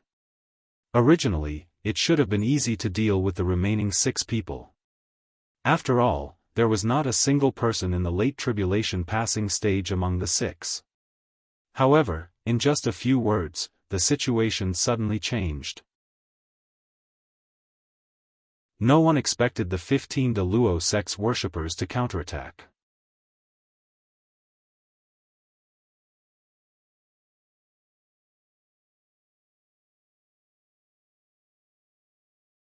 She did not expect retribution to come so quickly. The mention of Yu Qianchou in their conversation shocked the people from the Daluo sect. They vaguely guessed the reason why the 10,000 demons had joined forces with the Moon sect. It seemed that Yu Qianchou was here for revenge. Luo Qingtian, who was surrounded and protected by the 6 elders, had a look of determination in his eyes. He immediately sent a message to the 15 masters who were attacking fiercely. "Masters, it's enough to trap the people from the Moon sect, but don't kill them. The turning point of the Daluo sect today lies with the people from the Moon sect." As the leader of the Daluo sect, he spoke. The fierce attacks of the 15 cultivators in the last phase of the tribulation passing stage from the Daluo sect eased up. Luo Qingtian looked at the 15 consecrators fighting fiercely and sighed with emotion in his heart. The reason why a big sect could become a big sect was because of the existence of these mainstays. Every time there was a big change, the sect could be supported and not fall. Had it not been for the support of these 15 elders, the Grand Immortal sect would have already collapsed, let alone his own life. Hua Yungu's group of 7 naturally felt that their opponents' attacks had weakened. It seemed that they did not want to kill them. This made the 7 secretly feel strange. They even suspected that there was a bigger conspiracy behind this. Could it be that they wanted to capture them alive? Yan Wuchen's eyes narrowed. He also saw that something was wrong. The 13 masters in the last phase of the tribulation passing stage from the 10,000 demons were also surprised. They all saw something strange. But they could not figure out what the Daluo sect was up to. Luo Qingtian, who looked a little disheveled, now had the heroic spirit of a leader. He shouted loudly, "Hua Yungu, you and I belong to the righteous path. We should not fight to the death. If we continue to fight, it will only benefit the demons. It will be the righteous path that will suffer losses. I believe that the Moon sect was bewitched by others. Now that we are both in a critical situation, why don't we join hands and fight against the demons together? As long as we can defeat the 10,000 demons together today, I, Luo Qingtian, as the leader of the Daluo sect, swear that I will not pursue the matter of the Moon sect attacking the Daluo sect. I will pretend that this never happened. Hua Yungu, what do you think?" As soon as he said this, the 3 masters were shocked, the faces of the 10,000 demons changed. The Daluo sect already had one more master in the last phase of the tribulation passing stage than the 10,000 demons. Plus, they were fighting on the territory of the Daluo sect. The reason why they attacked the Daluo sect this time was that the Moon sect was willing to send 7 masters in the last phase of the tribulation passing stage. That was why they had the confidence to win. If the 7 masters from the Moon sect turned against them, and the 15 from the Daluo sect joined hands, the 10,000 demons would definitely lose. Yan Wuchen looked at Luo Qingtian with a complicated expression. He secretly admired him. Luo Qingtian was indeed the leader of the Daluo clan. He was able to let go at the most critical moment. So many elders of the Moon clan had been killed, but he was still able to calm down and deal with the situation calmly. He was able to let go of the blood feud so easily. The 15 masters from the Daluo sect immediately understood Luo Qingtian's intention. They knew that the dead could not come back to life. Protecting the Daluo sect was their top priority. The leader's decision was right. Luo Guang looked at his disciple with relief and said loudly, "Hua Yungu, we will follow the leader's order. What do you think? I hope you can make a decision quickly." His words contained a hint of support for Luo Qingtian, but there was also a hint of a threat to Hua Yungu. Hua Yungu hesitated. She believed Luo Qingtian's words, but how was she going to explain it to Yu Qianqiu? When the Moon sect received news from Hua Rui from Hat Island, they also hesitated whether to join hands with the 10,000 demons to attack the Daluo sect. After a closed-door analysis by the higher-ups of the Moon sect, they felt that the advantages outweighed the disadvantages. First, Yu Qianqiu promised to help the Moon sect when the soul formation cultivators from other countries threatened the Moon sect.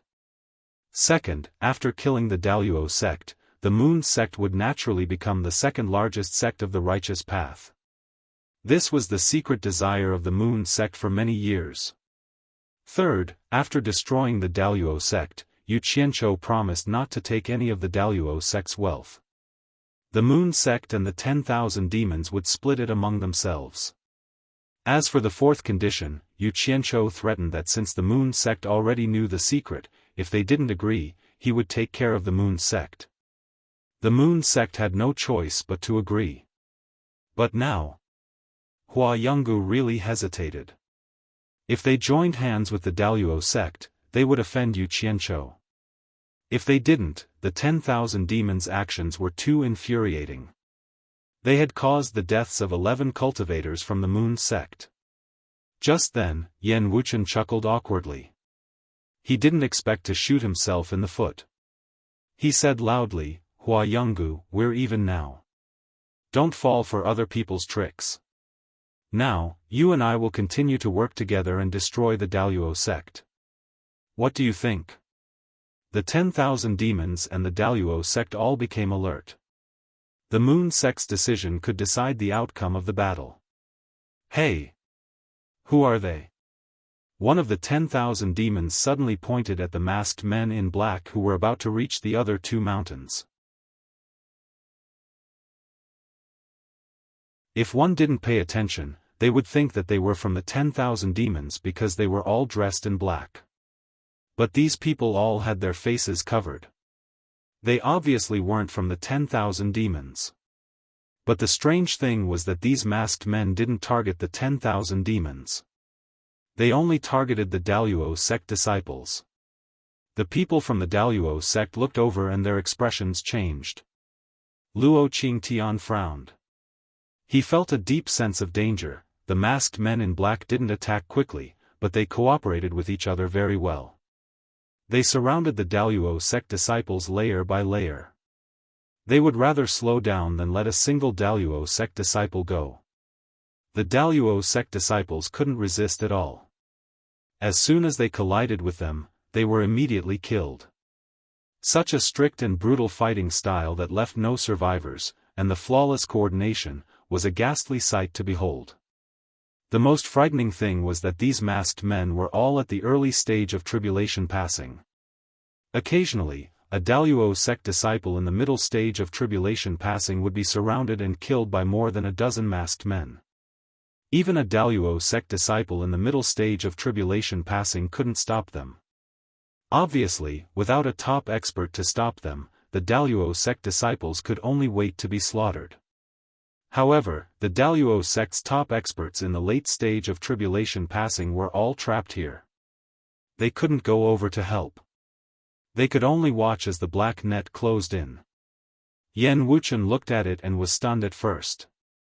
Then, he laughed and said, "Needless to say, Yu Qianzhou has arranged for a third party. It seems that Yu Qianzhou is determined to win." He was relieved now. In such a situation, if Hua Yonggu was not stupid, she would naturally know what to do. Hua Yonggu only took a few glances and was shocked. She didn't expect Yu Qianzhou to have a backup plan. She didn't know if there were any other arrangements. Fortunately, she didn't agree to the Daluo sect's request. She rolled her eyes and shouted, "Yan Wuchen, what are you waiting for? Hurry up and attack." The meaning of this sentence was obvious. Luo Guang immediately flew into a rage out of humiliation. "Hua Yonggu, you old bitch. I won't forgive you." His figure shot out and a palm shadow with the force of a mountain shot towards Hua Yonggu. The shockwave swept out like a hurricane. Even the other late-stage tribulation passing experts had to retreat and hurriedly move out of the way. The Daluo mountain-splitting palm was a palm that Luo Guang had used all his cultivation in a fit of rage. Its power was so ferocious that even Luo Guang couldn't measure it. He hated Hua Yonggu for her fickleness. Earlier, he had shown her mercy, hoping that she would change sides. He didn't expect that by sparing her life, his side would fall into a desperate situation.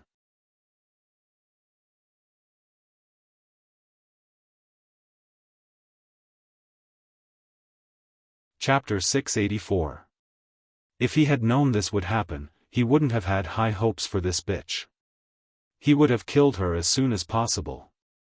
This angry palm seemed to have the intention of taking Hua Yonggu's life back. Hua Yonggu was shocked. She didn't expect Luo Guang's palm to be so powerful. She knew she couldn't block it and wanted to teleport away, but it was too late. Bang! A heavy palm landed on Hua Yonggu's disappearing figure. Teleportation was no longer possible.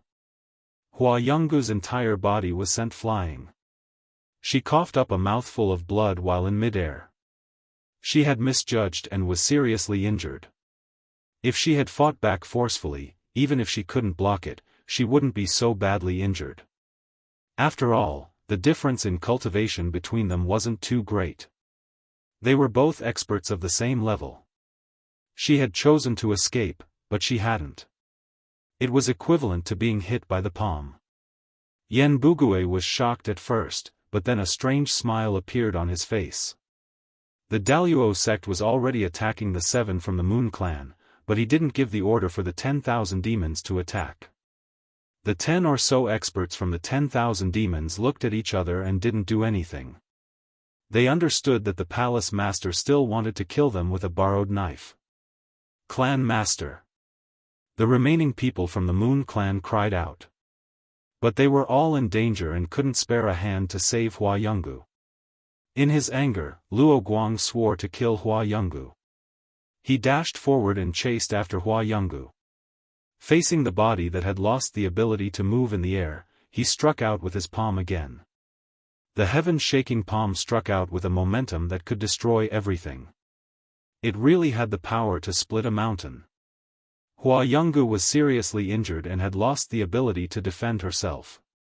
If this palm hit her again, she would definitely be chopped into pieces. But at this moment, a figure suddenly dashed up from the foot of the mountain. That person seemed to be shocked when he jumped out. He looked at the person in his arms in disbelief. Why did a beautiful woman come to him? That was too much. Damn! Daluo mountain splitting palm.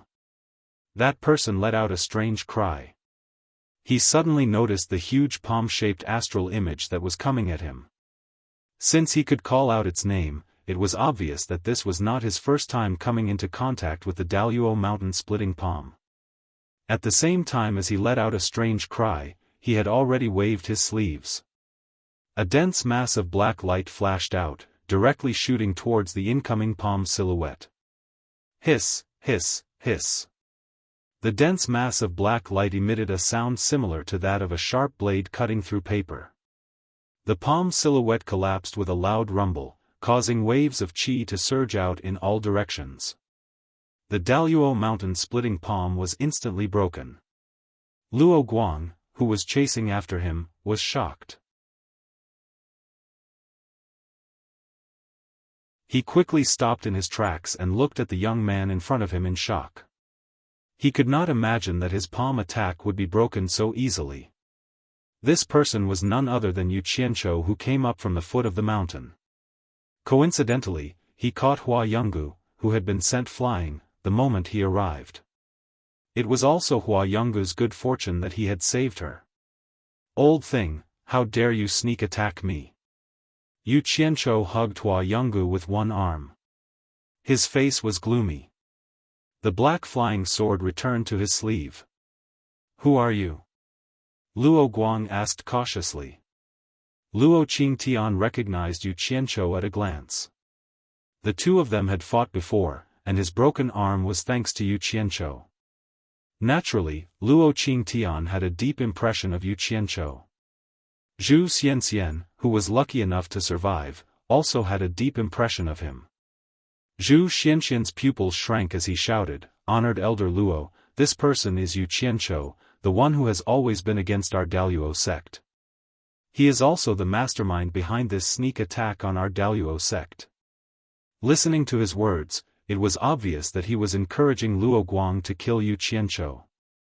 Yu Qianzhou swept a cold glance at Zhu Xianxian and sneered, "Old dog, you're really lucky to still be alive.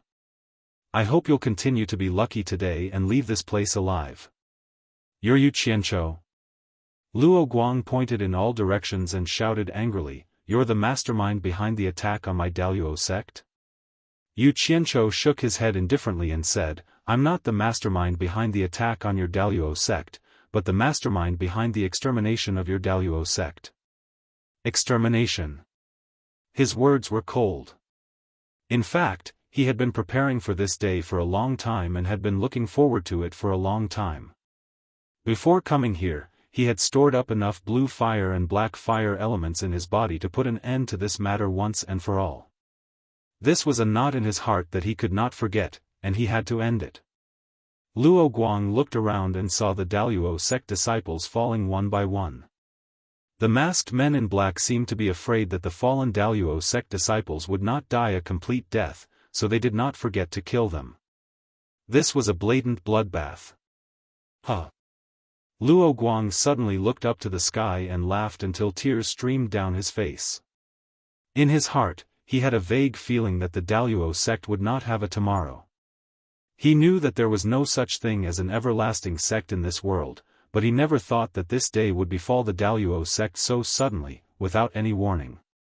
After laughing bitterly, he waved his sword and said, "All right, I heard that the number 1 expert below the soul formation stage has appeared in Wuxia's cultivation world. Today, I'd like to experience it for myself." The flying sword in his hand turned into a silver rainbow and shot toward Yu Qianzhou with a shocking aura. He waved his palms and chased after the flying sword, breaking through the wind and shooting out. One man and one sword attacked in a frenzy that complemented each other. "You're overestimating yourself." Yu Qianzhou snorted coldly. Yan Wuchen and the other experts of the 10,000 demons stared at the scene unblinkingly. Luo Qingtian and the others also held their breaths and watched with rapt attention. They all wanted to see what kind of ability this rumored number 1 expert below the soul formation stage had to be able to cause such a huge commotion among the many powerful experts in the various countries. Before the sword arrived, the strong wind was already surging toward them. Yu Qianzhou was unfazed in the face of all this, and he was still holding the unconscious Hua Yonggu in one arm. Suddenly, he narrowed his eyes slightly. While facing the aggressive wind, he quickly swung his other arm, and 2 of his fingers brazenly flicked at the silver arc that was charging at him. Ding! A crisp sound rang out, and the flying sword temporarily stopped in the air. The powerful airflow that the flying sword had condensed instantly collapsed and exploded in a chaotic manner. The flying sword disappeared, and all that could be seen was silver dust dancing in the air, swirling chaotically along with the chaotic airflow. Yan Wuchen and the others' eyes widened, and their mouths gaped so wide that an egg could fit inside. Their faces were filled with disbelief. In that instant just now, the flying sword had actually been shattered into dust by Yu Qianzhou's 2 fingers. Oh my God! Just how powerful was his cultivation? No wonder he was the number 1 expert below the soul formation stage, whose name shook the world. Just how powerful would a true soul formation stage cultivator be? Everyone began to ask themselves this question. Thinking about the terrifying scene of a soul formation expert descending upon the cultivation world of Wuxia, everyone felt a chill run down their spines. Hi! Luo Guang sped up and shot over. Not only did the flying sword's fate not scare him, but it also made him rush over even faster. Things seemed a little strange. Because Yu Qianzhou was facing the charging Luo Guang, he could see the expression on Luo Guang's face better than anyone else. Seeing the generous smile on Luo Guang's face, he suddenly remembered the expression on Yin Baikong's face before he self-destructed his dantian in the cornucopia. The 2 of them had almost the same smile. Yu Qianzhou's pupils constricted, and the words, "self-destruct his dantian," flashed through his mind. In his shock, the 2 fingers that were still hanging in the air after shattering the flying sword quickly turned into palms and faced Luo Guang. Bang! A soft explosion sounded from Luo Guang's body. A cloud of white mist exploded and enveloped Luo Guang's entire body. The white mist was sucked into Yu Qianzhou's palms, and Luo Guang, who appeared from the white mist, shocked everyone. Even the experts of the Daluo sect and Moon clan who were fighting in the final phase of the tribulation passing stage stopped in shock. They had taken time to pay attention to what was going on, and in the end, they saw a scene that they shouldn't have seen. Luo Guang's old but strong body instantly became as thin as a piece of firewood. He had already lost the momentum of charging forward, and all that was left was inertia. Yu Qianzhou casually waved his hand, and a gust of wind that was not very powerful blew him into the air. It was a very strange scene. The body that was floating in the air seemed to be very light, as if it had fallen apart in the air, and a pile of things fell from it. When the body completely fell to the ground, it seemed like there was nothing inside the clothes. A shriveled head with skin and 2 black holes in its eye sockets rolled out with a gurgling sound. A crack suddenly appeared in the skull, and it split into 2 pieces, shaking non-stop on the ground. A gust of wind blew over, and the 2 pieces of skulls, along with a large pile of things on the ground, were blown away. A few pieces of clothes floated in the air. Such a strange scene caused everyone to be dumbfounded. Their expressions were indescribable as they swallowed their saliva with great difficulty. The experts of the Daluo sect couldn't help but look around, shaking their heads. Did Luo Guang disappear just like that? In the end, everyone looked at Yu Qianzhou with fear in their eyes. They had never heard of such a method of killing, and the sight of it was horrifying. Right now, Yu Qianzhou was like a devil in their eyes. As for the women of the Moon sect, they looked at Hua Yonggu, who was still in Yu Qianzhou's hands, and couldn't help but shiver. They were afraid that Hua Yonggu would accidentally disappear like Luo Guang. It took Yu Qianzhou a while to regain his composure. It was too dangerous just now. If he didn't react in time, Luo Guang would have successfully detonated his dantian. Then, he would have been out of luck. Although Luo Guang's cultivation was not as high as Yin Baikong's, if he exploded his dantian, he would probably not be able to withstand it. He slowly put down his outstretched hand, and coldly snorted, "Do you have nothing better to do? You actually want to explode your dantian, you must be tired of living." As soon as he said that, everyone was reminded. Everyone immediately remembered the strange scene of Luo Guang speeding forward. It turned out that he wanted to explode his dantian and perish together with Yu Qianzhou, exploding one's dantian. This was a way to die with both body and soul destroyed. The people of the Daluo sect felt lost. It was hard to imagine how the old sect leader could think of such a way to perish together with the enemy. Such a tragic way to die. Could it be that the old sect leader had already lost the confidence to win, and wanted to perish together with the enemy? Zhu Xianxian avoided Yu Qianzhou's stare in fear, and an uncontrollable fear lingered on his face. He had offended Yu Qianzhou several times, and never thought that Yu Qianzhou would let him go. Now that he saw Luo Guang die in such a horrifying way, his back was already drenched in cold sweat. You're tuning in to the Xiaofan's Wuxia Tales YouTube channel. Don't forget to subscribe and join us on this journey to catch the most captivating stories.